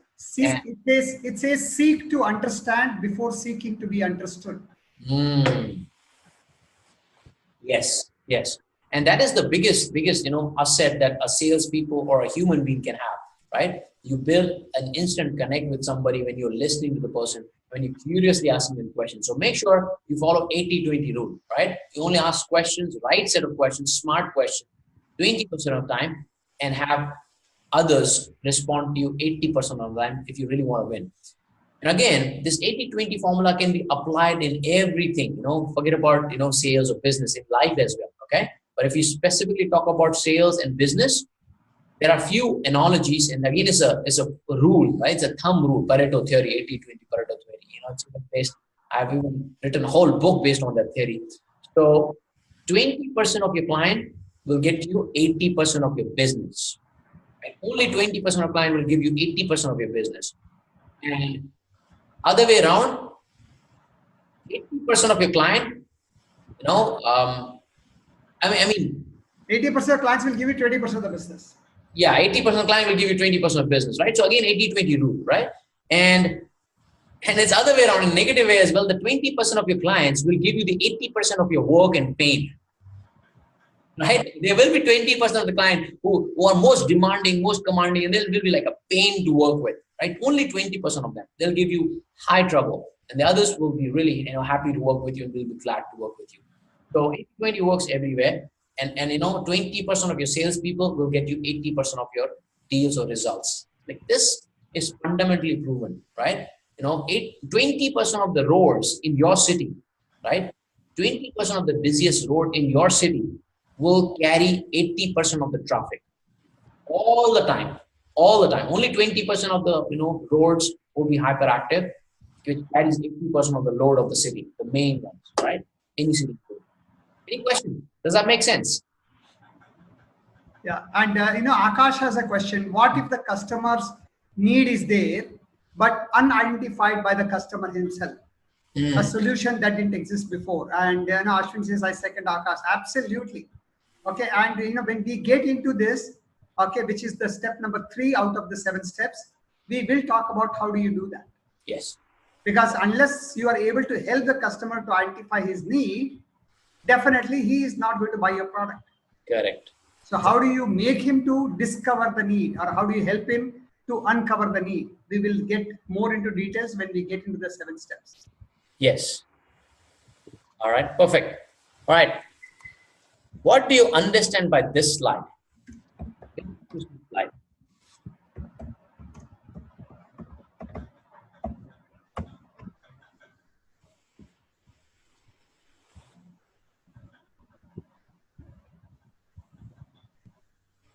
Yes, looking for your answers, friends. What comes to your mind when you look at this slide? Right. Ouch. Ouch. What else? Ankur Agra example. Okay, I will cover all of those aspects, Ankur or Anku.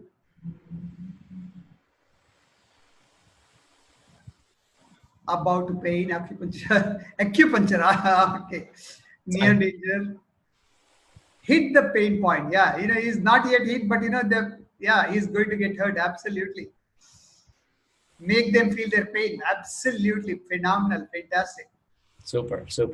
So of course, as at the pain point, Ankur says, good. Like a moment, if it is a movie or a real life, a next immediate second will induce the pain, and you will see the blood on the floor, and you will be like in a several pain if that was you. Just that feeling of the pin going through your feet is really painful. Now, why is this important? Because people buy for 2 reasons: either to get relief of the pain or the trouble, or for pleasure. Pleasure and pain are the most driving factors for anybody to take decision, right? And there's nothing else. You buy clothes because you want to have a pleasure, you want to feel good about yourself, right? And some people who don't have clothes, if they're beggar or poor, they buy clothes or have clothes because they want to get rid of the shame of roaming around naked, or bear the atmosphere, right? But so it's a pleasure and pain is what actually drives people to make a decision. And most often, this is the biggest undermined aspect in sales and business. People are just ready to position their product and service. Moment the customer or prospect opens their mouth, that, hey, I'm looking for this. Oh, absolutely, we have this, right? Moment they say something, they're ready to present the product and services without even truly understanding what is the driving factor, why they're looking for what they're looking for. And people talk about that in detail, but we need to understand that it is buy something either because of the pain or pleasure, right? So it's highly important for somebody to drill down into the pain. And then when we go into the detail, we will also share some steps. There are 3 levels of pain. It's not just one level. You have to understand to drill down to the minute, the least bottom layer of the pain if you really want to never sell. If you never want to sell, all you need to do is reach to the 3rd level of pain and then just share how can you solve it. That's it. You will never have to ever sell if you understand this part. What would you like to add to this, Yatiji? Yeah, once you focus on the pain, they will want to buy because nobody likes pain. And as you rightly said, yes, people buy mainly for two reasons, pain and pleasure. But remember, the pleasure thing can be postponed. Ah, Pain thing cannot be postponed. yes. One Brilliant. of my favorite thing is if you are selling a headache tablet, you have got two choices: either find people who have got a headache, or learn how to give people headache. Now, please don't do that. Okay, but I'm just jokingly saying. But I mean, like, because unless people have headache, why would they buy your headache tablets? Yes. Yes. Okay, we are selling headache tablets, but we are not focusing on the headache. Yes. All right. So and we will talk more about this. And I mean, Dave has got something phenomenal about the three levels of pain. And if you can drill down to the third level of pain, which 90 to 99% of the people never do, but if you do that, you will not be a salesperson. Yes. You will be what I call a buyer's assistant. Yes, buyer's assistance. That's pretty good. That's pretty good. So Ashwin says pain here is a psychological pain. How will you exactly know the pain that prospect has? Each prospect has their own pain. Absolutely. That's why we will have this whole section called how to understand the pain and drill into the pain, because everybody's pain is different. Everybody's need is different, right? If I'm buying a house, my need may be different than other people's house. Now, why am I buying a house, right? So we will come to that aspect. So that's what is going to line up. We're just talking about the rules right now, and we'll cover that in detail, right? So good question. That's what the 7 steps are for. And Abhishek is saying very, very well through a qualification questionnaire. Very good. Yeah. Yes, we're gonna do that. All right. Aha moment for it. Good. Guys, if you have an aha moment anywhere, please put it in the chat box, because we love when you love something that you learned something new or something profound you learned. Good. Aha. Arif says aha. Sheikh Aleem says aha. Great. Good. Awesome. All right. So this is the rule. Okay. You're still at the rules. Okay. We're not even started the 7 steps. Anandita says aha. Very good. Yatij, you have a great example. Do you want to share now the one with the dog, or later? Okay. That's more of an anecdote. Yeah. I mean, like, there's a beautiful story I read long back where there were two friends who were sitting on a parapet, and they were talking, and nearby there was a dog. And this dog, once in a while saying, it's crying. So one of the friend asked, hey, why is the dog crying? So the other friend says, oh, he's sitting on a nail. He says, if he's sitting on a nail, why doesn't he get up? And the first friend says, because it is not paining enough. Wow. Paining, but not paining enough. Yes. So unless it, and this is same true for you and me also, unless it is paining enough, we will not take much action. Yes. All right. And even for the prospect, it is paining, but unless you make them understand how much that pain is, how long that pain is, that's exactly what is the doctor doing. Yes. The doctor is not only talking about the pain, he is talking about the consequences of that pain. And that's why even if he suggests you an operation which is going to cost a few lakhs, you don't flinch. You don't say, oh, but doctor, that's too expensive. Doctor, how much discount can you give me? But doctor, I can get it done at a cheaper price from somewhere else. Yes. Why don't we say that? Yes. Because it doesn't even enter our mind at that time. We just want it because the doctor has made the pain so strong that we are willing to buy at whatever price. Yeah. What do you say, Dave? No, absolutely agree. Absolutely. A brilliant point. Brilliant point. Yeah. What do you understand by this?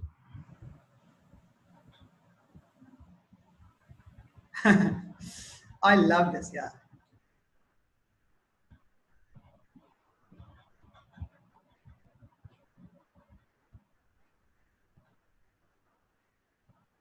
Another important thing to say. Can you explain that, Ashwin? Doctor shows a standard which people are attracted to. Okay. All right.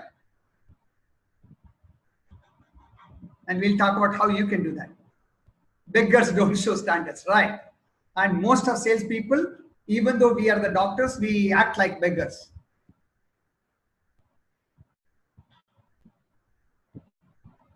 You're right. Okay, so what does this picture mean? What do you understand from this picture?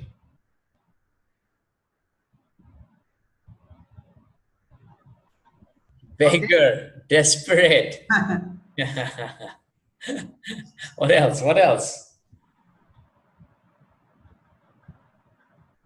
What else comes to your mind?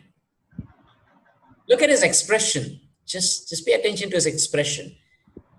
Isn't that a typical sales or businessman, right? They may not go to this extreme when they are ready to, help, they're ready to close you or let you invest on something.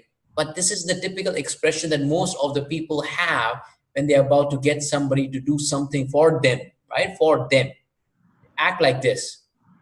Anxiety, beggar, right? Contract has nothing to the prospect. The customer don't understand. Okay. Okay. So here's the thing. Just pay attention to this expression and at the time of closing.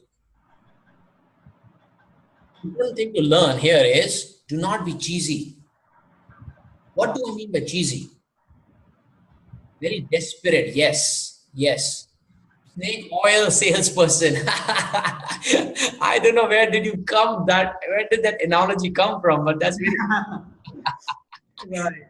snake oil salesperson. Yes, you're absolutely right. They are the one cheesy. Have you heard people saying, "Sir, absolutely, I am telling you, you have never heard anything like this before. You will never have this opportunity before. This is the best thing that has ever happened. Let's do this. Wow, this is so beautiful. Don't you see it's so great?" That these are the people who are just desperate and they're cheesy. And they use some cheesy lines. Something like, "Oh, it is better to live rich than die rich. Sign here," right? Sometimes, I go opposite to Grant Cardone's philosophy as well. When I started learning from Grant Cardone, I still have a lot of respect for him. But some of his fundamentals or principles don't work because it's very aggressive, very pushy, and no people want to be sold. Nobody wants to be sold. So he's using some of the closing lines. He has 100 ways of closures, right? Manuscript, right? If you don't, if you better to leverage than die rich, right? And you deserve this. You totally deserve this. You work hard for this. That clearly shows that you're desperate and trying to close the person for your own selfish reason. You may not, realize it, but being cheesy is a big, it attracts people, and you lose the deal instantly, right? And we'll probably talk about it later, okay? But I hope it makes sense. They're trying to please, absolutely. Anything you want to add here, Yatiji? No, you're absolutely right. See, again, whether it's Cardone or anybody, they've all got a few things right, and they have got a few things wrong, and same thing for all of us. But the more right things we get, and again, when the thing I want to add here is these are the two words which probably you should avoid as much as you can, actually, if possible, always. Never use the word contract, never use the word sign. Because both of these words, they are in our mind, they are connected with something legal. Okay, so when we go into full-fledged program, we'll talk about what are the words to be used and what are the words not to be used, because we don't understand that each word has a different meaning to prospects than what we mean. Yes. Okay, so we have to be, one of my favorite quotes is, "Words are your best friends and they can be your worst enemies." So true. So true. Right. So we have to be very, very careful. And yes, here we are not talking about the words. We are talking about do not be cheesy. Okay, because don't try to tell your prospect that you've got the best things inside. Yeah. Okay, remember, prospects are as intelligent or sometimes even more intelligent than you.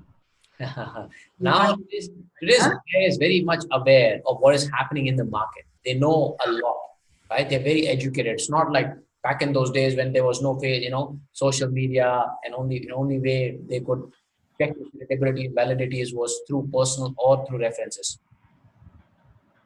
Yeah, Ashwin has got, good take, Ashwin. Why own? Instead of saying why own, say buy. Yeah, why buy?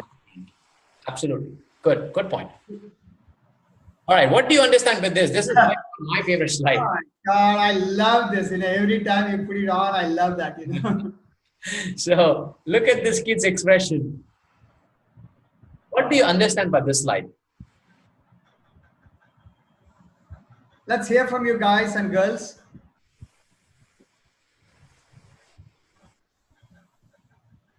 Over enthusiasm. Okay, good. Ashin says over enthusiasm. Pretty good. He has something out of the world. Yes. Overwhelmed kid. A passionate buyer. Good. What else? Excited to show. Okay. No, he's actually receiving this comic book. It's probably his favorite comic book. And he's excited to see it. And somebody's gifting it. You see the hand, which is somebody's gifting him. Excited. Okay. Super excited. Ankur says super excited. That is the word. That is the word. Right? Now I'll give you an example. Let's say, let's make the prospect thing, make them feel excited to receive. So the biggest turn off for a buyer is when somebody is super excited, more than them, right? You're excited more than them, and your tone actually shows that sense of super excitement, right? And how have you heard a lot of, I used to make this mistake for so many years, like 13 years, I did not realize this, that my overexcitement kills. Like I knew that I am the positive guy. I'm the excited guy. So it comes, probably well to me when I'm on a call, I can talk like, oh, how are you doing? That's fantastic. That's great. Like I am naturally that. And I'm sure Yatiji also is that way. So for us, it was a little difficult to, suppress that excitement. I ended up sounding like, awesome, fantastic. That is brilliant. Wow, love it, great. You see the tonality, my over excitement on the call or in the face-to-face, it can actually kill the deal. Now, don't get me wrong. You need to sound excited, but do not sound overexcited. Do not use these adjectives repeatedly, like awesome, great, fantastic. It actually shows that you are actually needy. The needy is creepy, right? Remember, the needy is creepy. If you are desperate or if you're needy, it sends a wrong vibes, wrong signal to others. Instead of that, I remember that call we had, and you made me aware of my using that word awesome, fantastic, excellent, terrific. Yeah. I still remember that call. I have always been like that, but I never knew the disadvantage of that. Yes. I always thought, yeah, that's good. But now I realize, and I have started to change, and I can see the difference. Yeah, it is. Look, a veteran like Yatiji, these are minor things, by the way. But it can impact your deal and your conversation in a profound way. So let me just, share the conversation. Some of you might have seen that video, right? And, when you're getting a call from the client, you would want to be an authority and position yourself in authority, right? Imagine a doctor using those words. Awesome, right? Great, fantastic. You hear fantastic. Here's the injection, take it, fantastic. Right? That excitement actually, you have a suspicion that, why is he so excited, right? Bakra aa gaya, murga aa gaya. All right, Anandita liked that joke. Good. Yeah, if you like the joke, please put it in the chat box, okay? Because we like to, connect with you guys. Enjoyed aha moment. Sheikh Kaleem says, good joke. Good. So that is the extreme level of excitement. And I said, Yatiji, now we need to sound like this. If somebody says, I heard something great about you, what do you do? Then you should be like, okay, thank you for the compliment. That's interesting. Tell me more about it. Okay. I see. These are the acknowledgement words. They're totally different than using power words. Great, awesome, right? Moment somebody says something awesome, fantastic, great, that just shows that you're desperate and you're just trying to please the other person, making the other person, but it's sounding actually fake. Though it is you're doing naturally, that's how we are probably from the childhood, we've been that way. But The important part is if you are in the position of a doctor, you would not use those words awesome, amazing, great repeatedly, right? Once in a while using is fine. And when there's generally something good, you can say, yeah, that is actually fantastic, right? People are just saying fantastic, right? You can actually elaborate and say, that actually is fantastic. That actually is good. You see my tonality? You see my excitement level? I'm not, oh, that's fantastic. Oh, that's amazing, right? My tone is, that's, that's great. That's good. That's amazing, right? Look at my tonality. Look at my tone. I'm not overexcited. And this is an art which, needs to be mastered over a period of time. And that's what, we usually are going to teach our students before we even begin how to master the sales in 90-day program that, we have built together. That's what we will be planning to teach, how to even start the conversation, how to sound. First, it's the sound. A lot of people don't even know that they lost the deal in first few seconds. First few seconds, people don't even know that they've lost the deal because of the tonality, because of the overexcitement, because of these power words, that overusing of power words. Client is already switched off, right? No matter how great and wonderful you're doing, your tonality belongs to you, and then you will never be able to catch hold of it. That's how important this point is. Actually, for me, Dave, it was the other way around. I mean, I actually was a very, very unexcitable person. Mm-hmm. Nothing could excite me because anything I come across, it doesn't matter how great it is, I could always look at the negative side immediately. Mm. And then I learned that you have to be enthusiastic and you have to be excited. And since I'm a good student, I overdid that. Yeah, you're Okay. right.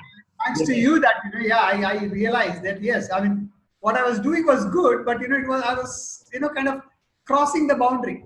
Yes, yes. And that's a very, very subtle thing and very small thing. We don't realize it. And I think good question. And I think Ashwin has a great question. So let me answer this Yes. question. What Yeah. about informal words like cool, what's up, how doing? Okay, let me ask you this. Go to a doctor. Do you think you would use these words? Cool. Hey, what's up? I don't think people say cool, what's up? It's very unprofessional words. And these are the lingos which are very unprofessional.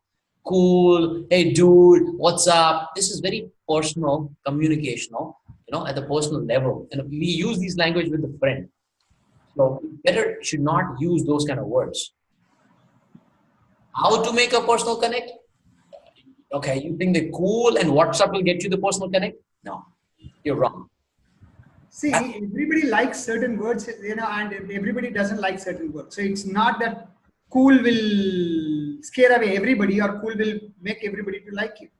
Yes. But you have to use words which are neutral, which nobody can, even if they don't like, they should not be disliking. Yes.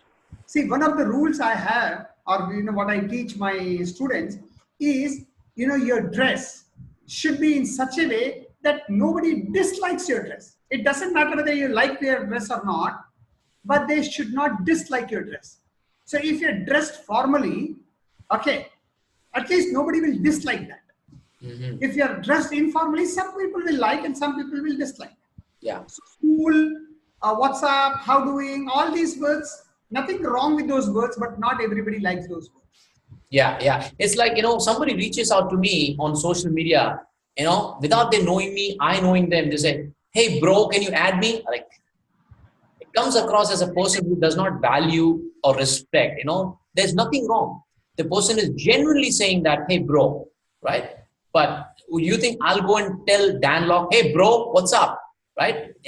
I would not dare to do that unless I'm in a friendly relationship with that person. Which So, takes time.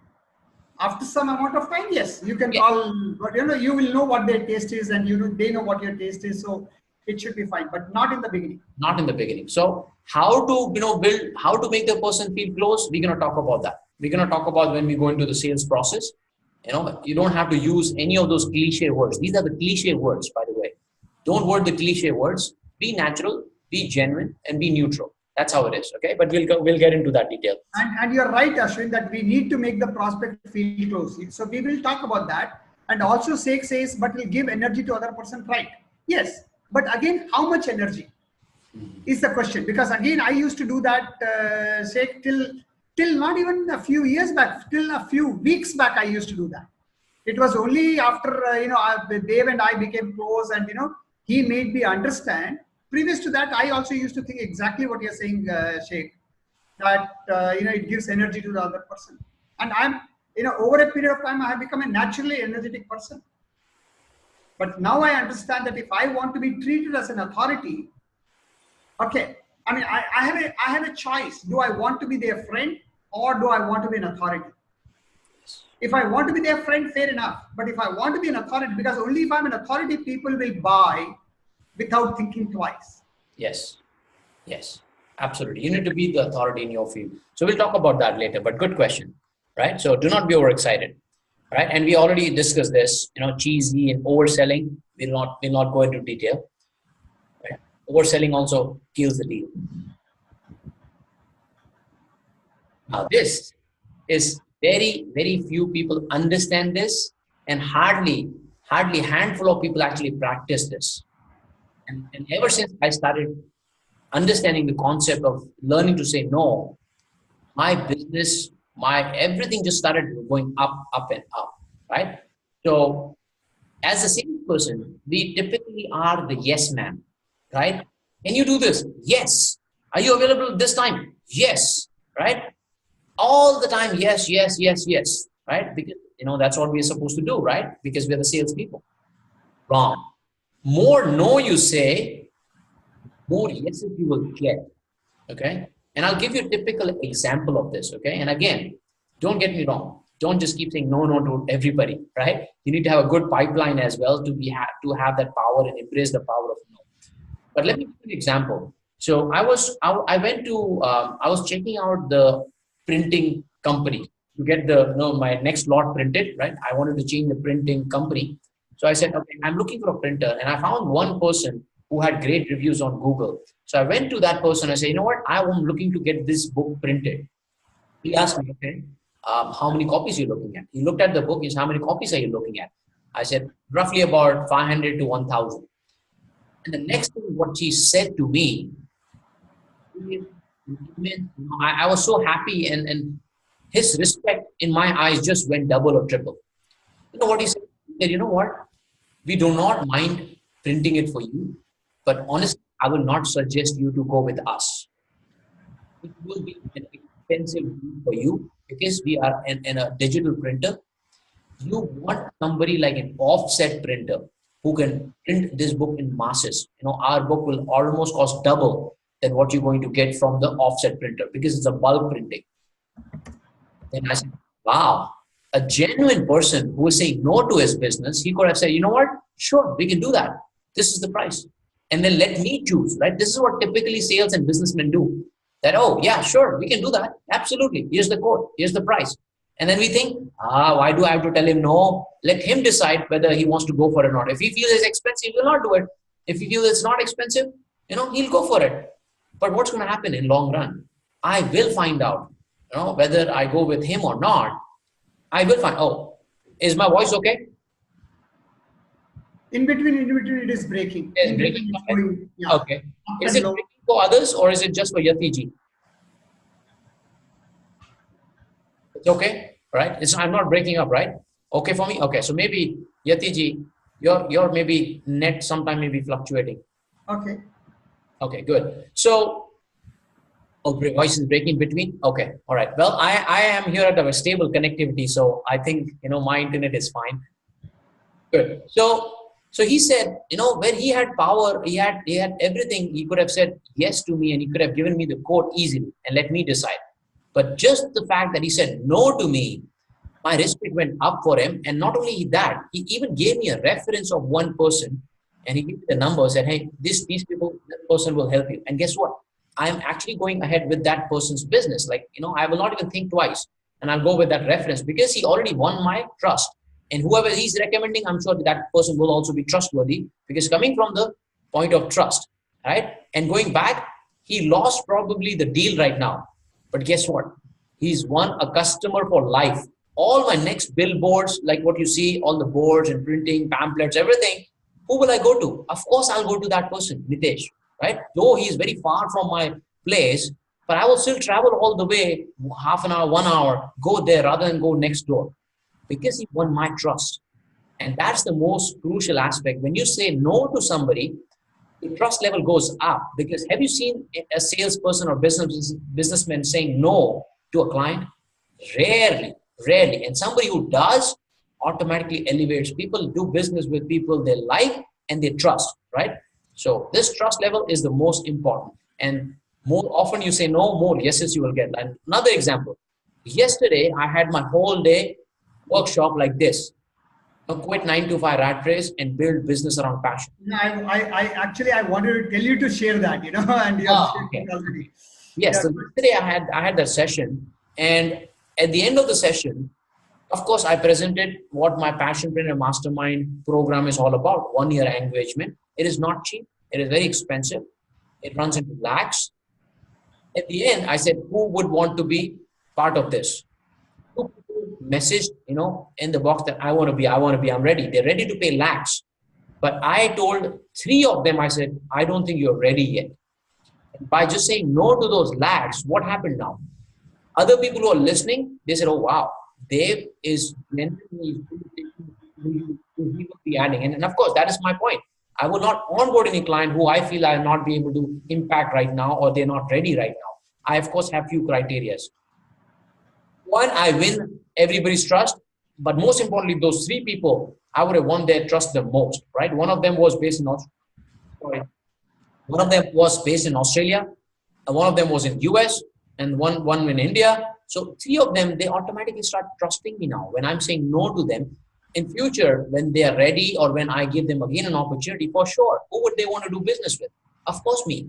Because I said no to them for a right reason, okay? I'm not saying they no to manipulate. I do not say no. I was about to say that there. Yes. That yes, when you say no, don't use it as a technique. It is Yes. not a technique to be used. Yes. It has to be genuine. Yes. It is not because you are going to get some brownie points that you use this as a technique. Right. Right. Okay, it's not that okay, if I say no to him, the others will trust me. No. It is, you have to be genuine about it. Yes. Yes. And everything, not just this. Everything that you do Everything, yeah. in business has to be genuine and authentic, because people will find out what happens later, right? And you're going to lose the client for life. You don't want to lose that, right? So that's what you want to do. Good. Aha moment. Alim Sheikh says, aha moment for me. Good. Great.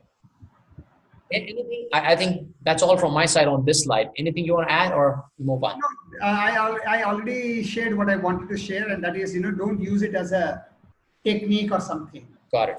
Okay. And now you're going into the 7-step process, Dave. Yes. I want to say something before you get into the 7-step process. Sure. Go ahead. And that is, this 7-step process is so powerful that you can even use it to manipulate people. Okay. It's like a scissor, or a knife. A knife in a doctor's hand and a knife in a robber's hand. It's the same knife, but it can be, used for different purposes. So this 7-step process, you're going to find it so powerful that you can misuse it. And this is a promise you need to make to yourself, not even to me, but to yourself, that you will not misuse it. Through this 7-step process, you can make people to do what they don't want to do, or what is not good for them. So just make sure that you don't do it for those kind of reasons. Use them for the right reasons. Use it to benefit people, not to manipulate people. Yes, absolutely right. Yes. Absolutely. Over to you. All right. Now let's get into, without further ado, right? Bang on. Absolutely. So without further ado, let's get into the 7-step process that we have been waiting for since morning. We just understood the mindset, the belief system. We understood the rules of the game. Now is the actual game begins. The process, the steps, 7 steps that you need to follow to master the art. This is the heart of today's workshop. If you understand this process, guaranteed that you will master the art of sales. You got to understand this first, then you need to implement it and keep fine-tuning it. Keep fine-tuning it, keep working on it, right? It's a long game that you need to continue to work on it. So what are those steps? Now, there's an acronym which has been built by Yatiji over I don't know how many decades that he's built on it, and he's been teaching hundreds and thousands of people, even lakhs of people on these steps, which is profound. And I've not seen any other book which has anything outside of these steps. So it is called paid accounts. PAIDACS. Just remember paid accounts, you understood the sales process. Okay. What the each alphabet or what the each letter stands for, right? We will talk about that in detail. But why don't we do this? Why don't we make it a fun? Any guesses? What does the P stand for? Let's see how much. Very easy to remember, right? Absolutely. It's paid accounts, right? Paid accounts. Everybody wants paid account. That's where Yatiji came up with this acronym. Nobody likes unpaid accounts, right? We all like paid accounts. And this is just like your Vibgyor, so that it helps you to remember the 7 colors. Yes. This paid accounts helps you to remember the 7 steps. And the beauty about these 7 steps is, okay, we'll talk about that as we go on. Let's first hear from people. Yeah, we have got a lot of answers coming up. Okay, prospect, pay attention, prospect, problem, pain area. All right. Okay. Some people are very close. Very close. P stands for pre-sale. Pre-sale. It includes three ingredient in there, which Yatiji is going to just share with you guys. Right. First of all, the pre-sale means actually most people, they think the selling begins when you meet the customer or meet the prospect. But the reality is the selling begins much before selling begins. Yes. In about 2006, 2007, I used to do a lot of training programs for college students on interviewing skills. So I used to say, when does the interview begin? Interview begins even before you leave the house. Why? Because the clothes you are wearing decides what will happen in the interview. Yes. So you have to choose that you've gathered about the interviewer and the institute. The research that you've done about the institute also is part of the interview. Tell me again, sorry. And the research that you've done for the interview about the company or job or whatever it is, that also is part of the pre-sale. So before you even put on the dress, before put on the clothes. Right. Also only at that time I was not going so deep into that. I'm just saying that, the dress you wear is a part of the interview. Yes. Okay, so here also the selling begins, and selling is much, much, much more important than an interview.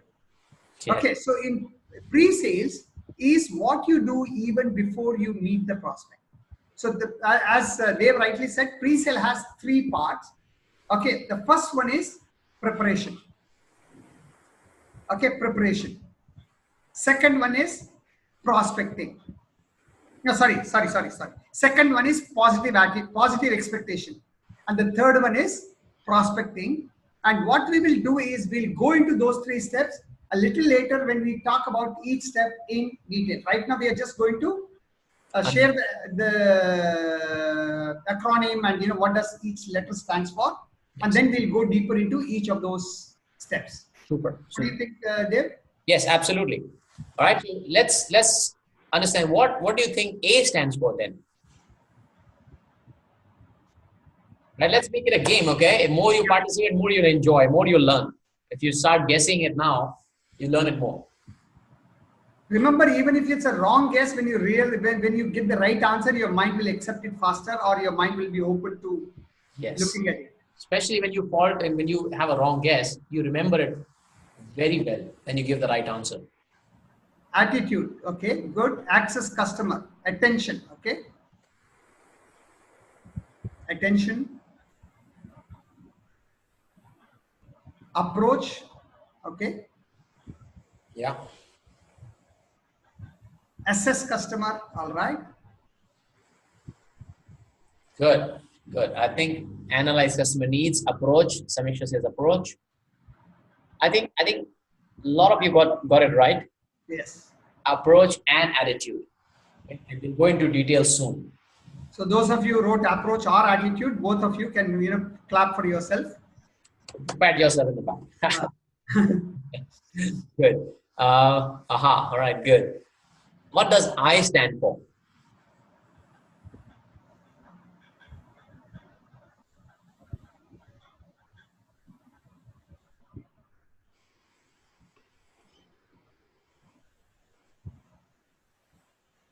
Inform, identify, be interested. Okay, very good. Yeah. Good. Good. Introspect.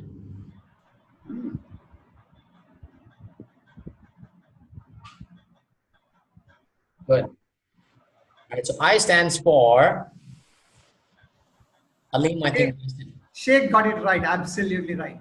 Identify the need or pain. Right. Good. What about D? What does D? Before you go into D, Dave, you know, if you ask me out of these 7 steps, which is the most important step, I will have absolutely no hesitation in saying I. If you can do the I right, rest of the thing is very easy. It's going to go so smooth, you will not even believe. Okay, and also the most difficult is the I. Yeah. It is the most important and the most difficult. But once you learn this I mean, the selling is going to be really a pleasant feel. Yes. Yes, yes, there. Over All to you. right. What does the D stand for?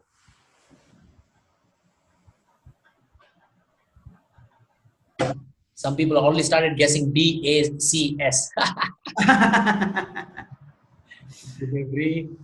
D is deliver. Okay, Decision. decision.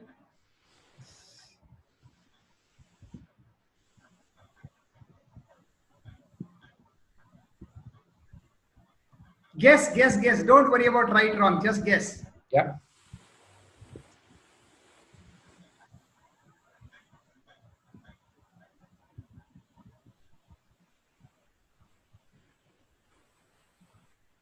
Decipher.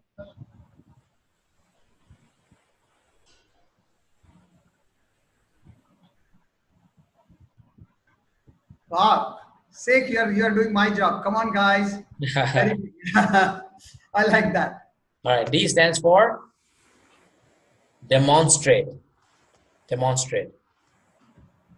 Demonstrate solutions, Yes. or you can also call it presentation. Either you can call it presentation. Many people call it presentation, and I call it demonstrating solution. You know, I stands for identifying need or identifying problem. So once you have identified the need, identified the problem, now you have to demonstrate the solution. You have to Yeah. make them understand how how the D will help them to understand the. I mean, how your product is going to solve their problem. So that's called demonstrate. Okay, and definitely we wanted to ask you about A, but I think Dave has already put up what is A. So he has Oh, already said A sorry. stands for ask. So what does ask stand for? What is meant by ask?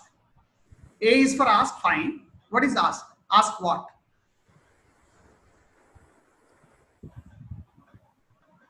Ask customer opinion, asking right questions, ask for feedback. Okay, ask stand need, ask for the sale, ask for order. Awesome. I ask if it solves the pain. Yeah, okay, very good, very good. Ask for his need. That is already done for us in the I is for ask for this need. Assume it solves the pain. Don't ask. Okay, don't ask. Okay, ask for implementation. All right.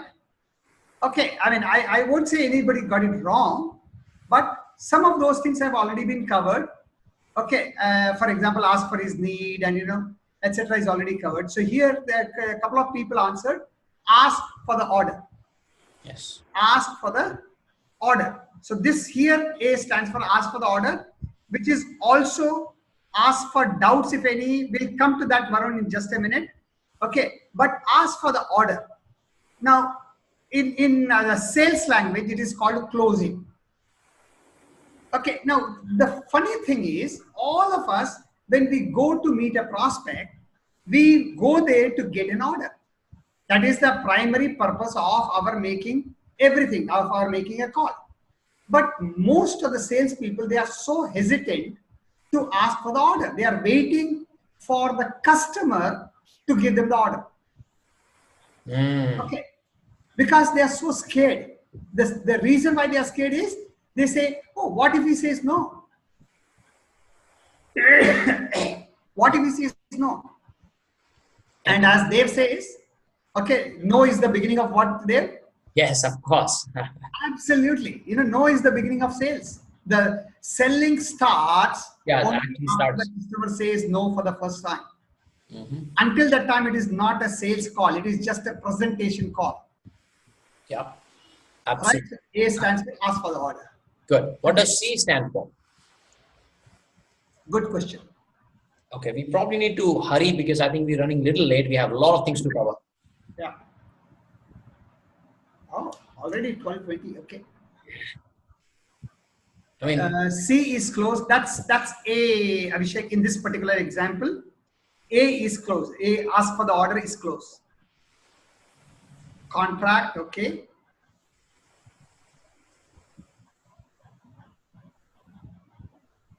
Anybody else? Guess. Calibrate, okay.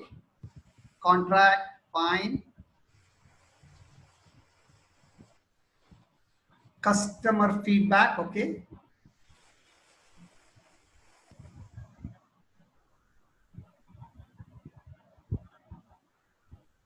All right. Customize, all right. Yes, Dave, you want to go ahead? yeah, clarify. Clarify doubts.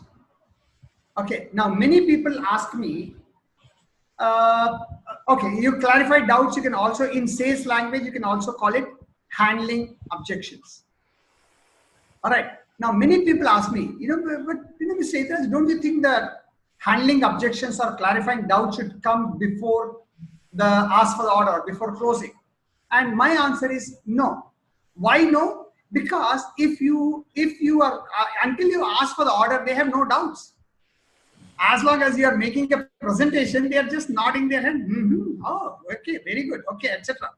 So until you say so, shall we go ahead? That is when they say, oh, but what is the price? And why, is it's expensive?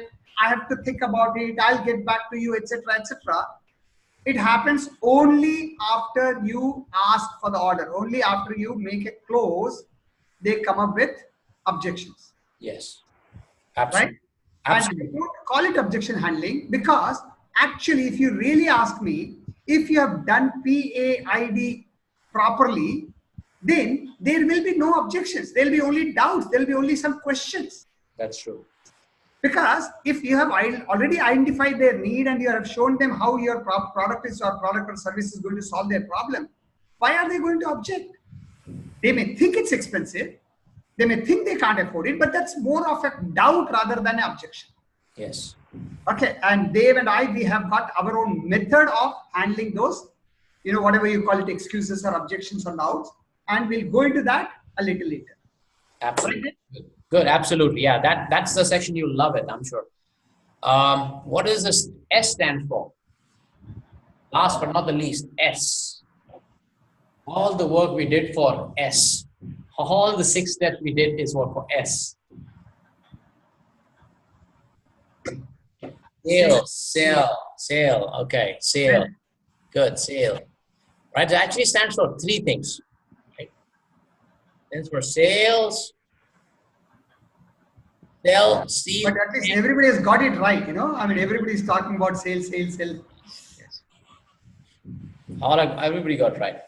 Perfect. So we're gonna go in detail, self-explanatory, but we're gonna go in detail in each and every step. Okay. Now let's look at this formula and make it a little interesting. Okay, because as we say, me and Yatiji, it is not just for professional business. It's applicable to everything and anything you do in your life. Now let's put this in a very interesting concept, interesting situation, which I think most of you might have gone through or probably will go through if you're young. Or probably want to go through. Want to go through probably. Yeah, it's kind of your first day, right? Let's see. Okay, there's a question. What is the prospect interested in but doesn't buy? He puts things like, I need time. That's what we're going to handle objection. You have great questions, but hold it. It's going to be explained everything in detail. Good.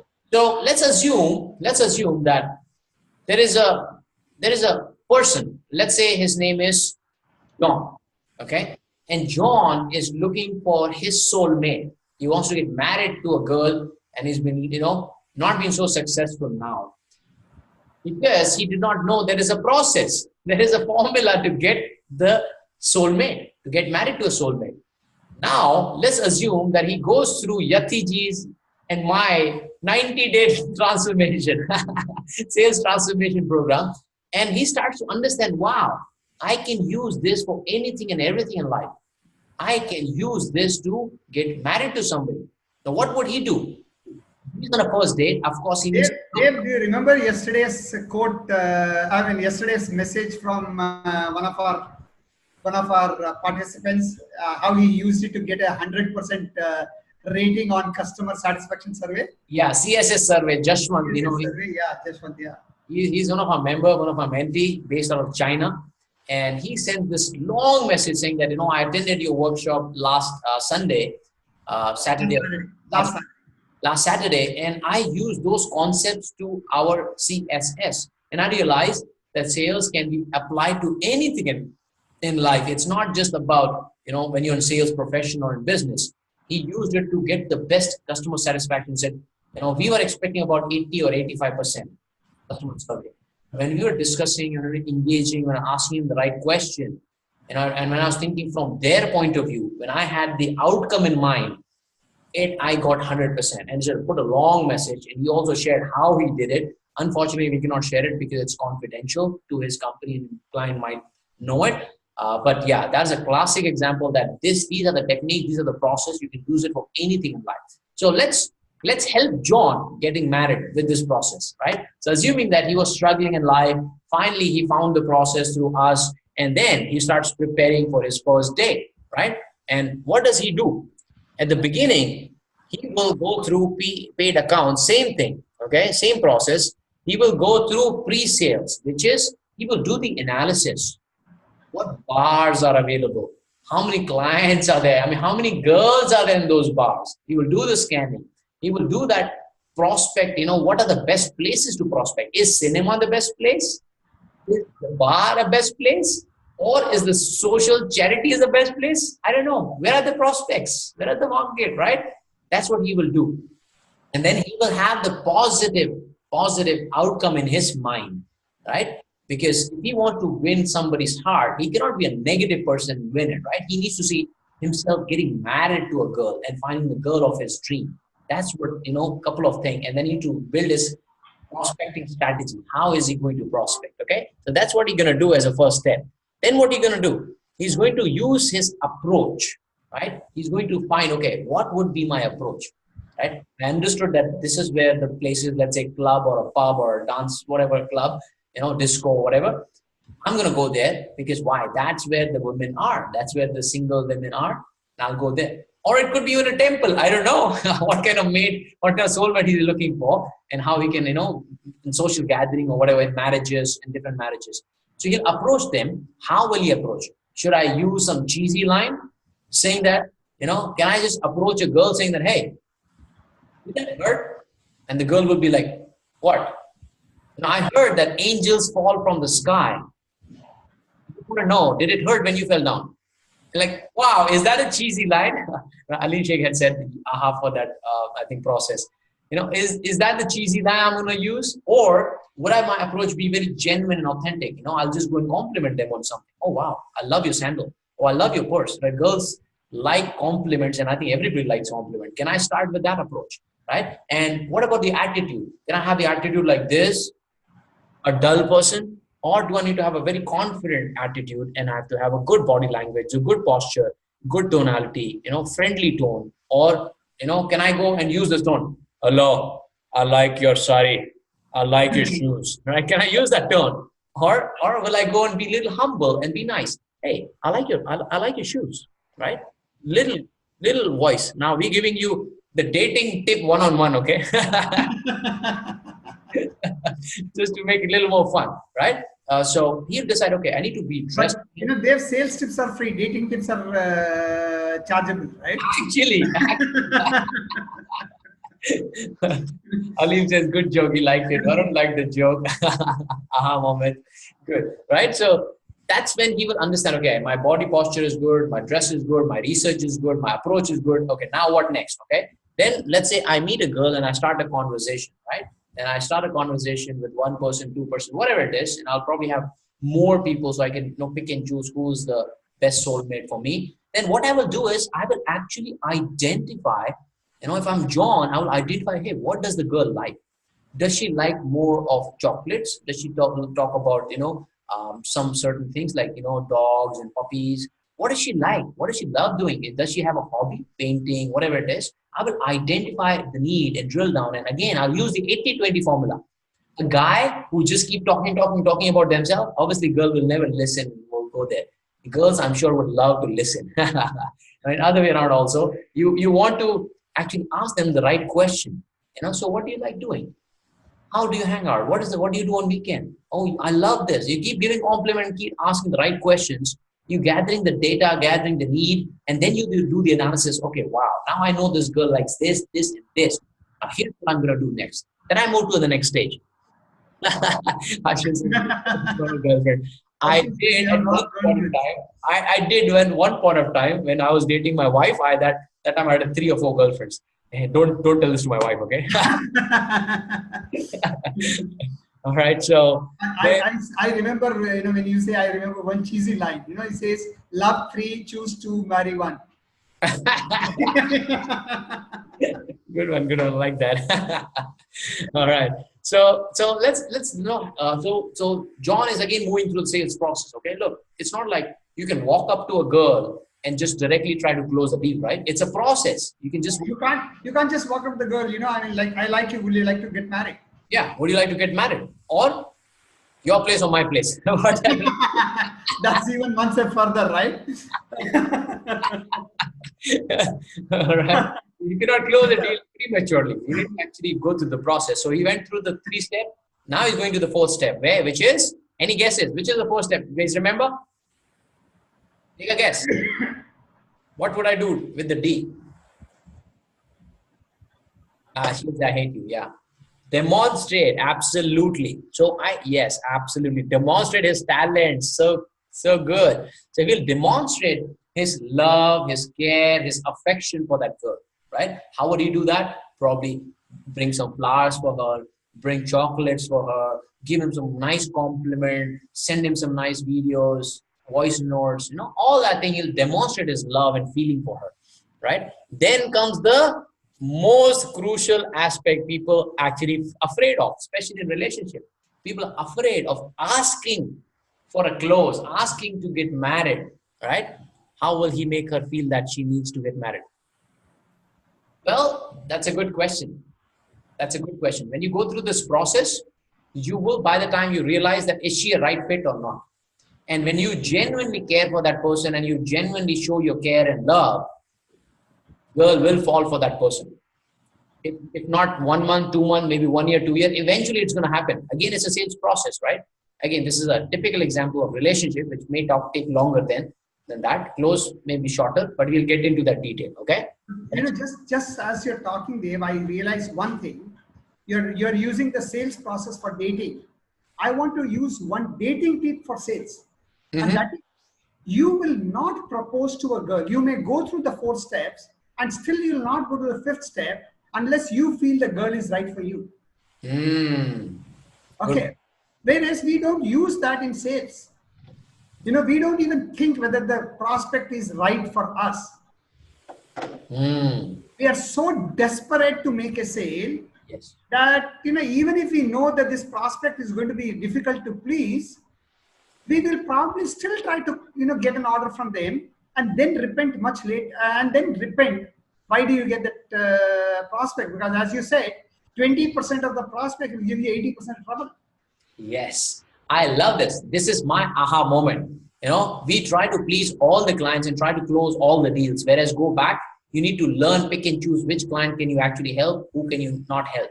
So it's better to walk away from the deal than to endure the pain for life. Like I know when we are starting a business, we are at the mercy of a lot of clients, but start right from the beginning. You got to choose your client.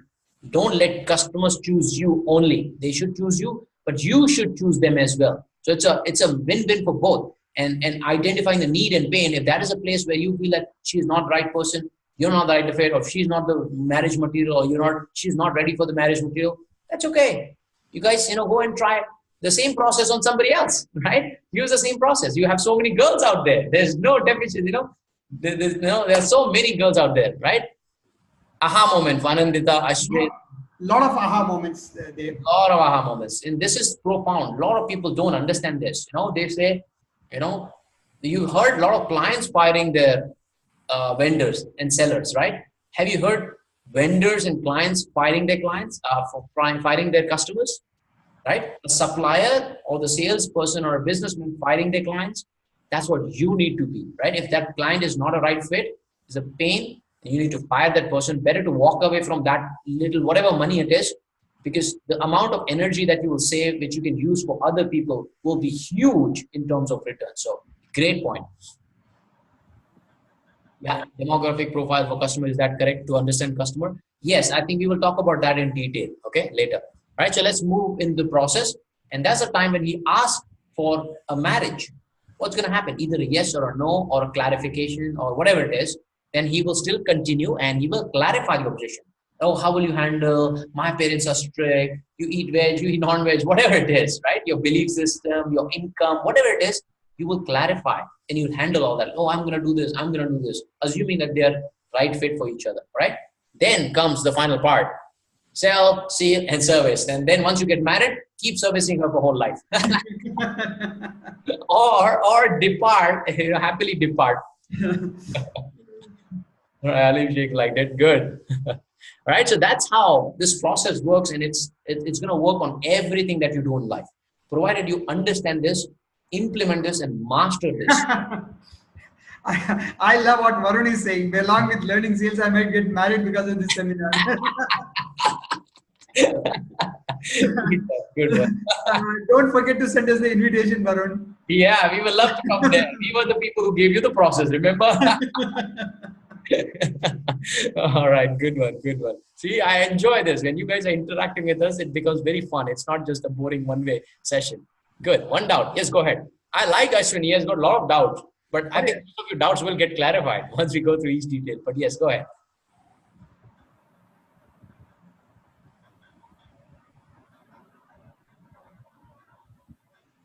Okay. What's your doubt, Ashwin? He's typing, I think. Oh, he's typing. Okay. Like when sales, everyone asks whether you had any prior customers. Okay, good question.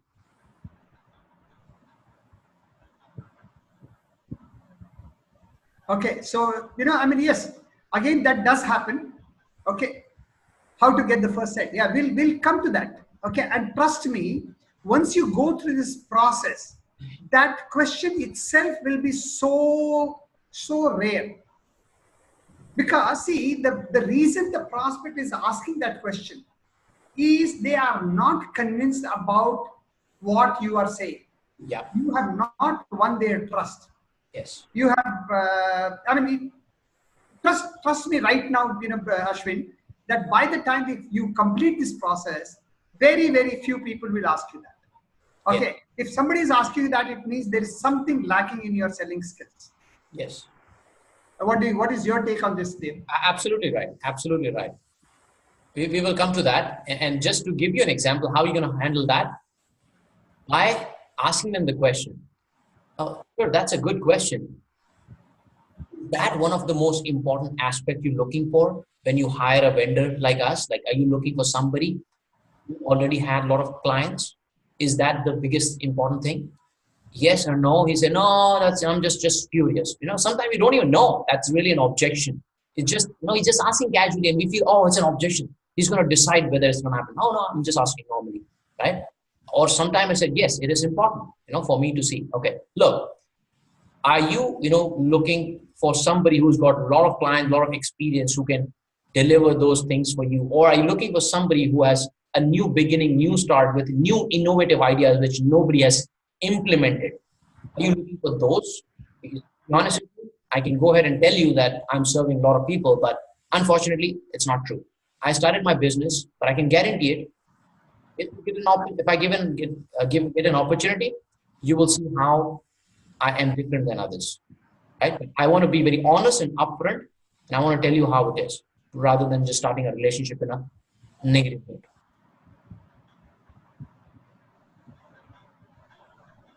And That's a different game. That's a different game. I'm afraid to talk to prospect. What if he gets offended? That's a negative belief. It's like, you before you even, okay, that's the first part, by the way, right? Positive anticipation. Yatiji will cover it. We'll come to that, definitely. It's like, but I like what Srinivas is saying. Thankfully, in marriage, nobody asks for experience. Good one.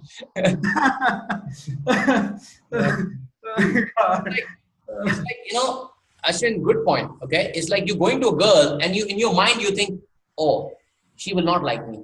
Or she will not like me. She'll get offended. Or she may be rude. These are the perceptions that you already have in your mind, which will ensure that you get the same objections then. Okay. Yatiji has a brilliant example later, but we're going to cover that. Okay.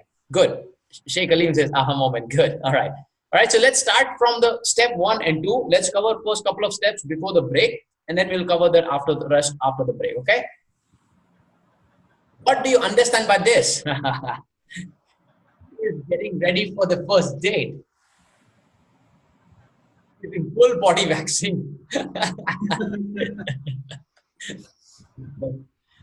Just to make you laugh.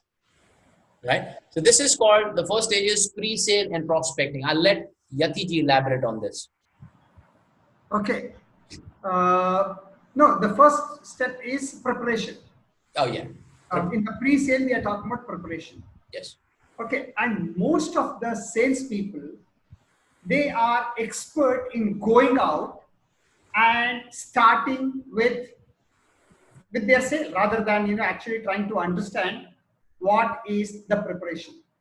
Okay, it's like when I was a child, and whenever there was a cricket, and if there is a match, I want to be there, but when there is a practice, I don't want to be there.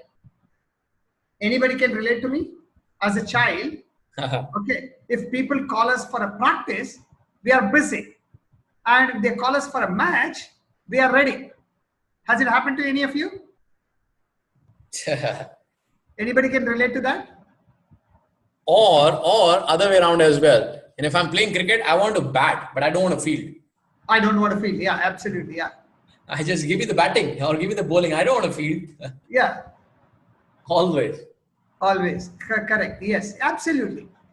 Okay. And that is, see, salespeople are famous. One of the reasons why most salespeople fail is because they are going out there without preparation.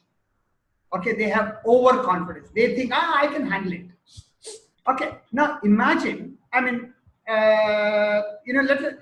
many of you here have heard about Rajnikant or Amitabh Bachchan? If you have heard about Amitabh Bachchan or Rajnikant, any of the two?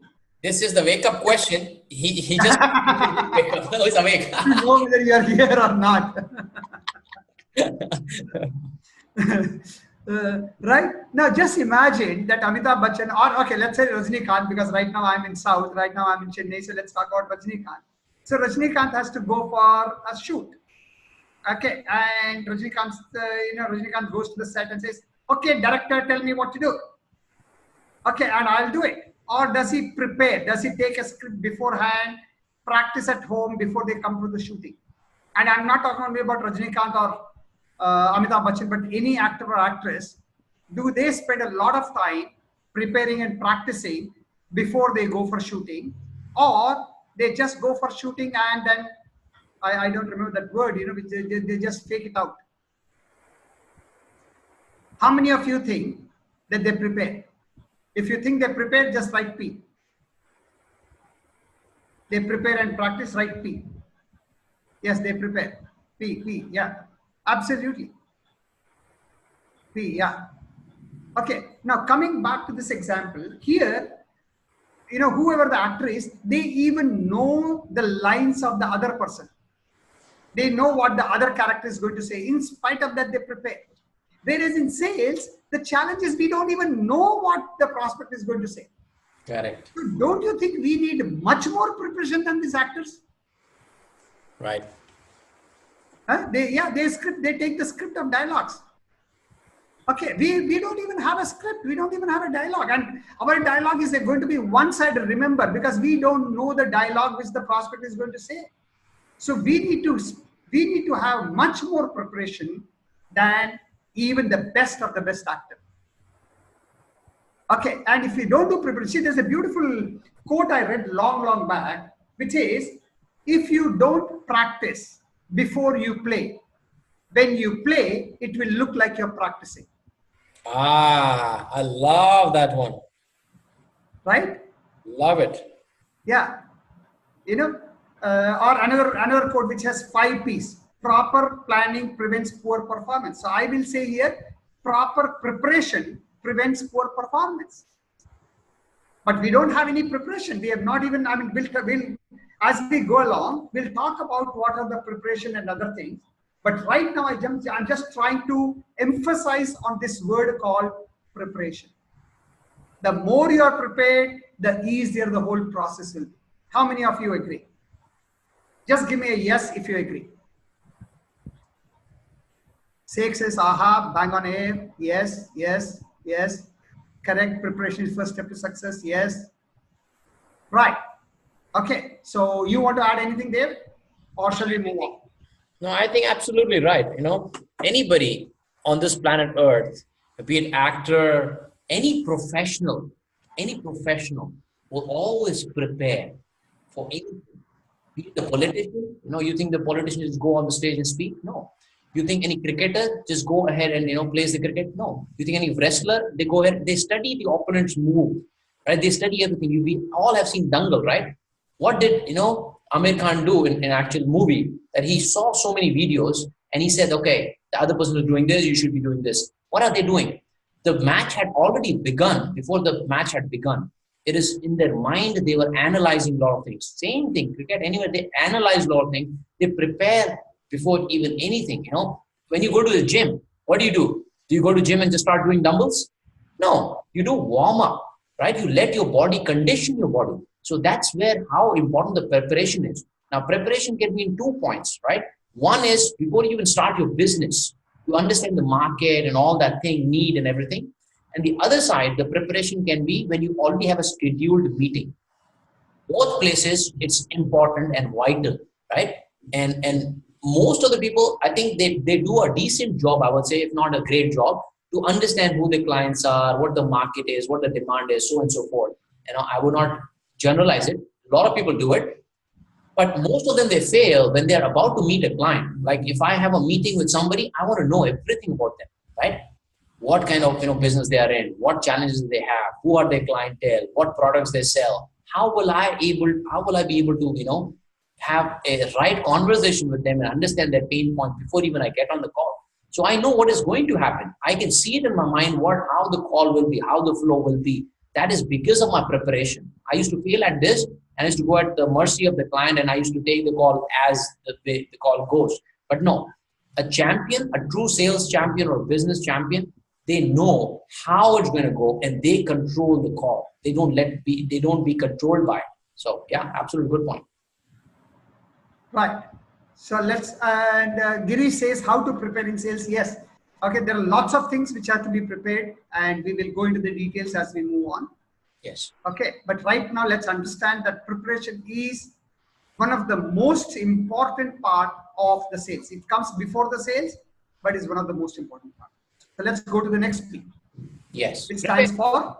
Yeah. Anybody can write that down? Anybody remembers what is the next P stands for in prepare in pre-sale? There are 3 P's in P. So first is preparation. What is the second one? If you remember, great. If you don't remember, just guess. Don't worry. There are no negative markings here. No negative markings. Positive attitude. Positive expectation. Great. Awesome audience. Fantastic. Really. I mean, they are awake.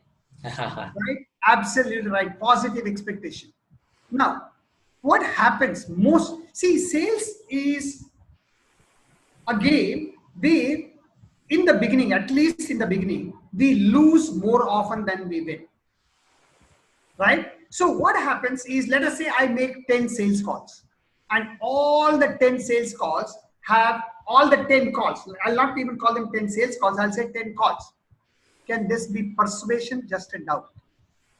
I didn't get you. We'll come to that later, Varun. I didn't understand your question. Okay, so let's stay with positive expectation for the time being.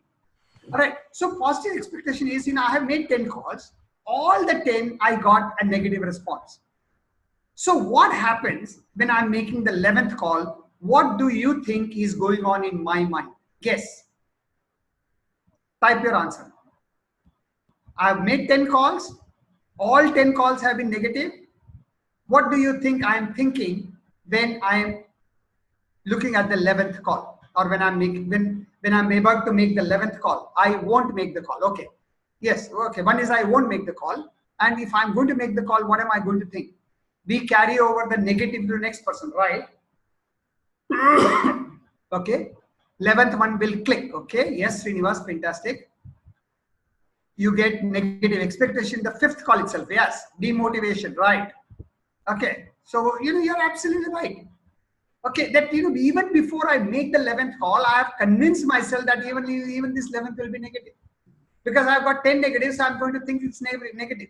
So even if there was a positive, even if there was a possibility of positive, I am already demotivated.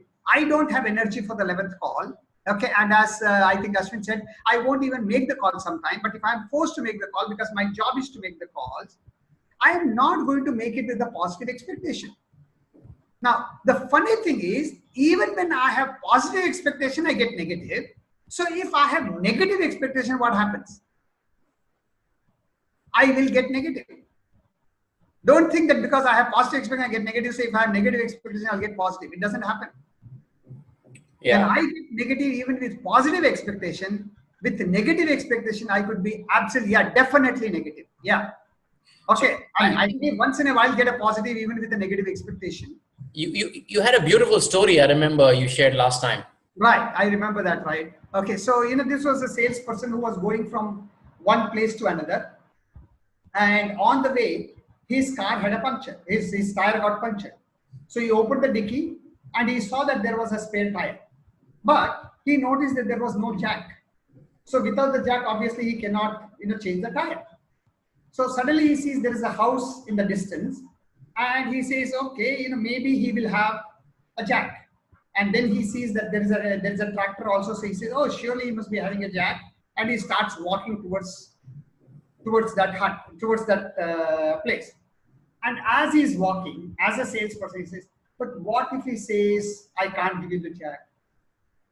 And then he says, no, I don't think he will say that. And he keeps walking and says, but what if he says, I don't know you? And then he starts keep walking. And then, he has negative thoughts, one after the other. And then finally he reaches the door and rings the bell. Somebody comes and opens the door and he says, I don't need your jack.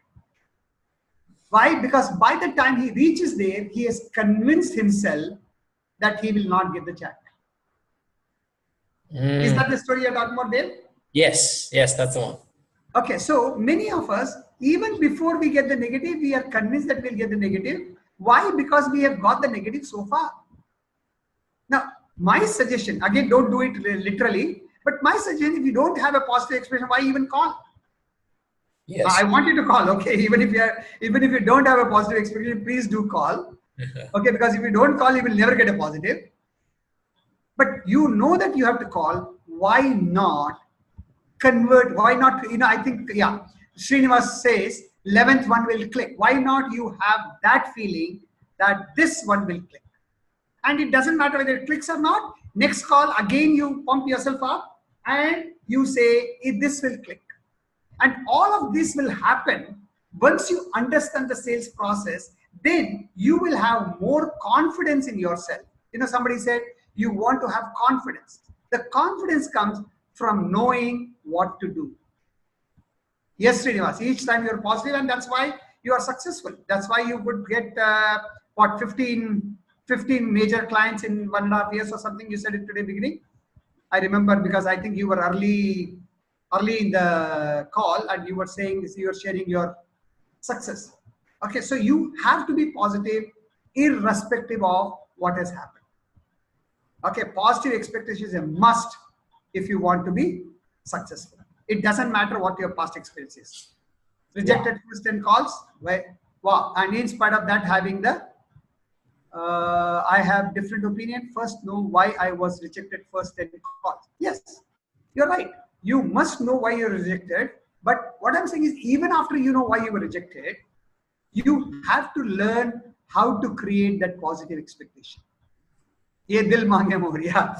Okay, positive. Yeah, absolutely, Srinivas. And I'm sure you will get a lot more positive. And probably you are going to come to a level where Dave is right now, where Dave says no to people who want to sign up.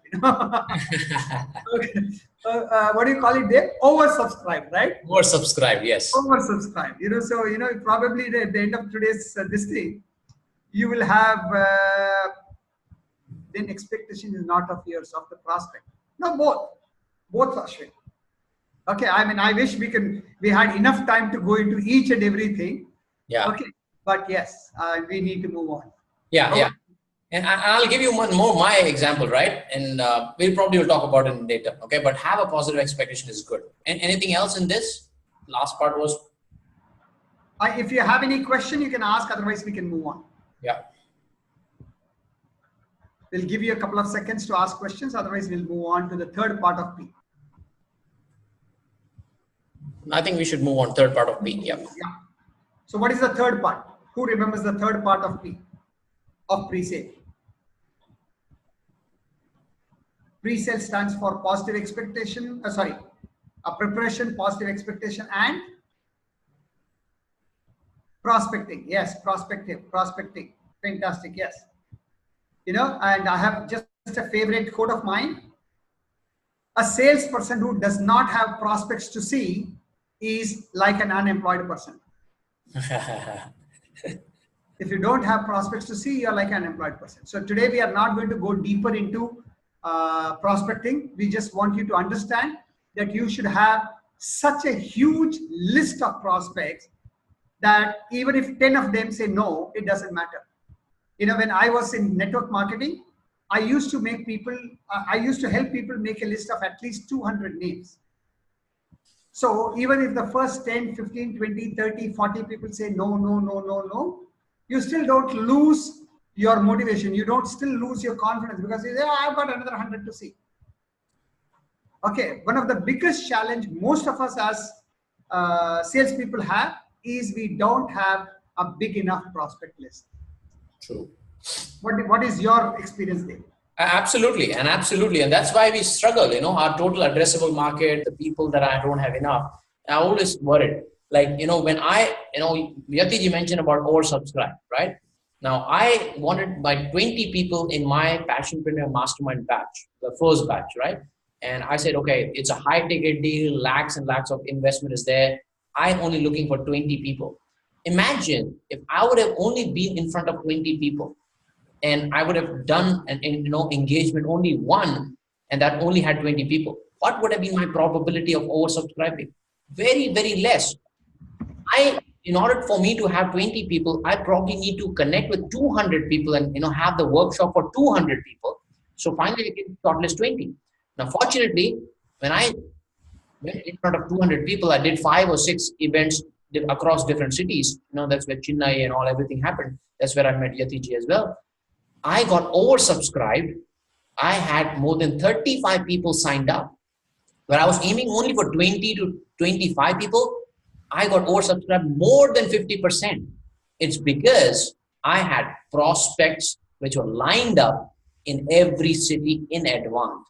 This is one of the big challenges that we have is we need to have more people that we need to see, connect, and touch base with. That's where the prospecting is really, really powerful. And just to finish off on prospecting, see, remember there are 2 kinds of prospects. One is inbound, one is outbound. You want to cover that, Dave, in just a minute or 2? Yeah, you can just go ahead. Okay. So, you need to know how to attract prospects. One is prospecting is cold calling. Okay. Or, referral calling and all that. But you also need to know how to attract prospects. When you want to attract prospects, yes, we all know about advertisements. Yes. But you also have a lot of other methods of prospecting which we'll cover. Okay, if time permits today. Otherwise, in the whole program, we'll cover that on how do you attract prospects. Yeah, basically it's push and pull, right? Most people just focus on push, push, push. They just make cold calls, they reach out to people. They don't believe in pull. Now, if you really want to master the game of business and sales, you got to have so much of social presence, and you need to have so much of people who are looking at you and getting value from you that they actually get attracted towards you. And that's where you become more powerful. Okay, so you want to have both strategies for prospecting, push and pull. Pull for long term, push for right now, because we cannot just ignore the pipeline that we have right now. We need to push as well. That's where cold calling comes into the picture. What would be my cold calling strategy? Hey, what would be my emailing strategy? What will be my conference strategy, workshop strategy? That's all comes in the prospecting, right? How to get rid of fear of cold calling?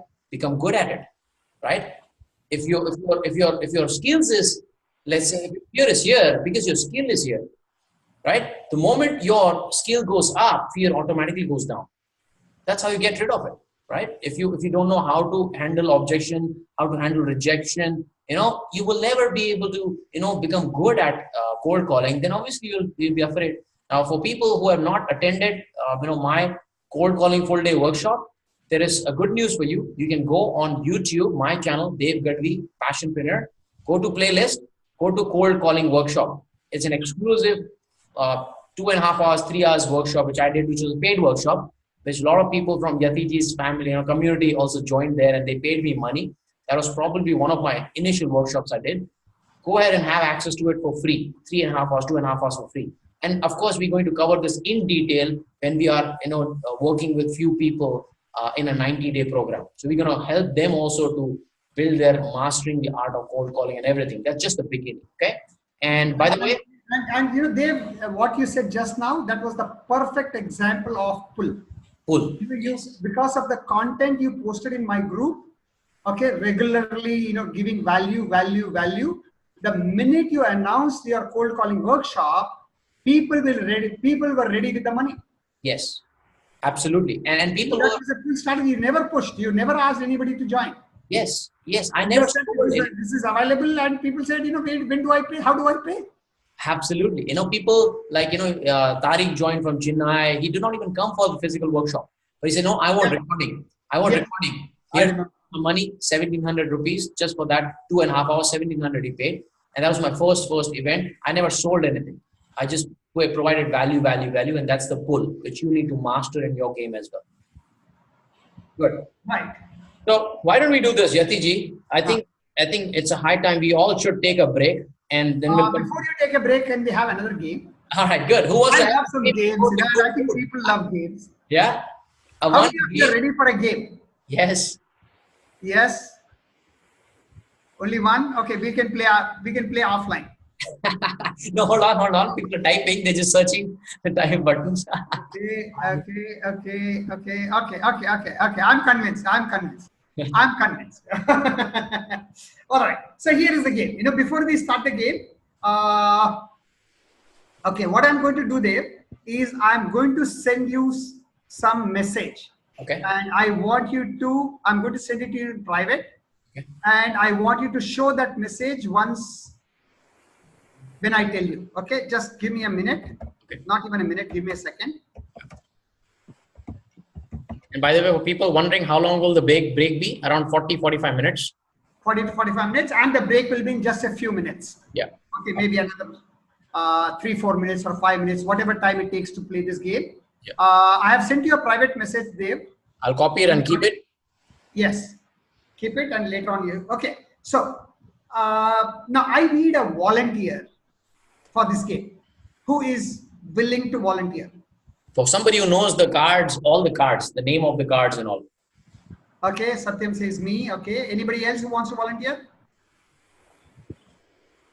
Okay, Satyam will go with you. But before that, Satyam, I mean, they have said something. Do you know playing cards? I'm not asking you, do you know how to play cards? Okay, I'm talking about, do you know playing cards? Satyam, that's a question for you. Okay, good. Yes, fantastic. Ashwin, what is sell that offer to me? I'll see later on. Okay, let's play this game and then we'll come back to you, Ashwin. Okay, so okay. Now, Satyamji, How many cards in a pack? Can you please quickly type the answer? How many cards in a pack? 52, absolutely right. Super, super, super, perfect answer.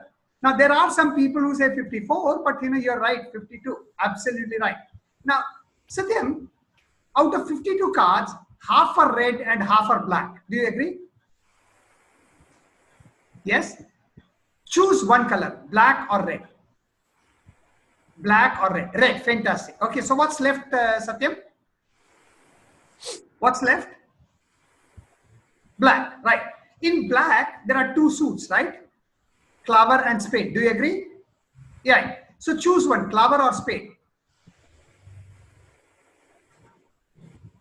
Clover or spade.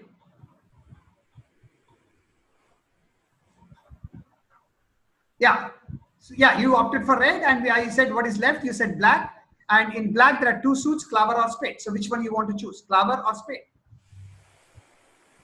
Clover. Okay. So what's left now? What's left? Spade. Absolutely perfect. Perfect answer. Spade is left. Now in spade, there are 13 cards, Satyam. 6 cards are above 7 and 6 cards are below 7. Right? Out of, just tell me above or below. Type one word. Above or type below. Above. Okay. In above, there are 6 cards. 3 with pictures, 3 without pictures. Right? So write with pictures or without pictures. Just say with or without. Pictures. Okay. In pictures, there are 3 cards. Jack, king and queen. Choose one. Jack, king or queen. King. Fantastic. Dave, can you share what did I write? And okay. Oh my God. I mean. Oh, wow. Oh my God. You are a magician. Super. How did you do it, Satyam? You're a magician, Satyam. You got the card right. King of Spades is what I had written today. I mean, how did you know that I had written King of Spades? Isn't that amazing? I mean, like, he is a mind reader or hypnotist or something. Yeah, he understood, or maybe, I don't know, he's a technician. He hacked into my computer. I know. I mean, absolutely awesome. Now, the next 1 minute is not for Satyam. Satyam, please close your eyes so that you don't see, and close your ears. Okay, guys, for everybody else, do you think he chose King of Spades or do you think I made him to choose King of Spades?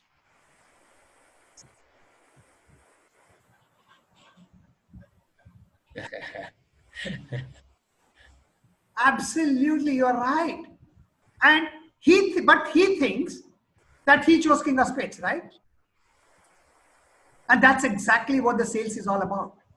The sales is making the prospect to choose what you want him to choose.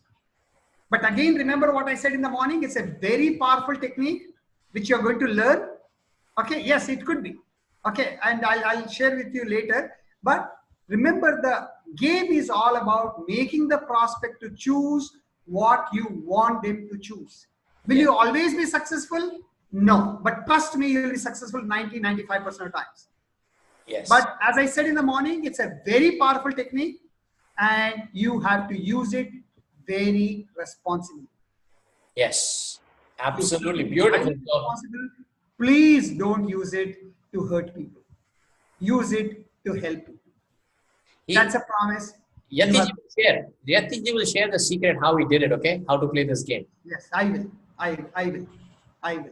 Right, he will share after the break, but after the break, yes. After the break, people will come back from the break on time. You will get to hear the secret of Yatiji's game about this, and also this is the power of understanding and predicting and bringing the customer to the desired results that you want by assisting them, right? By leading some right direction. So that's what we're going to learn after the break. Rest 6 steps. The profound knowledge by Yatiji will be followed. Let's take a break. It is 1:05 or 1:06. Let's be back by 1:50. Is that good? Fair enough. Yeah, that's almost about 45 minutes. Fair enough. 45 minutes. All right. 1:50. We'll see you guys back. But before we leave, just one question. How many of you are finding it useful so far? Just Just give us yes, me, whatever. Has it been useful to you so far? Very useful. Okay. Yes. Very useful. Yes. Yes. Okay. And trust me, we have just begun. We have just begun. We have a lot more to go. Yeah, just this. So really enjoyed talking to you and looking forward to share more and more. Have a great day. Bye. All right, we'll resume. All right, 150. I'll see you at 150.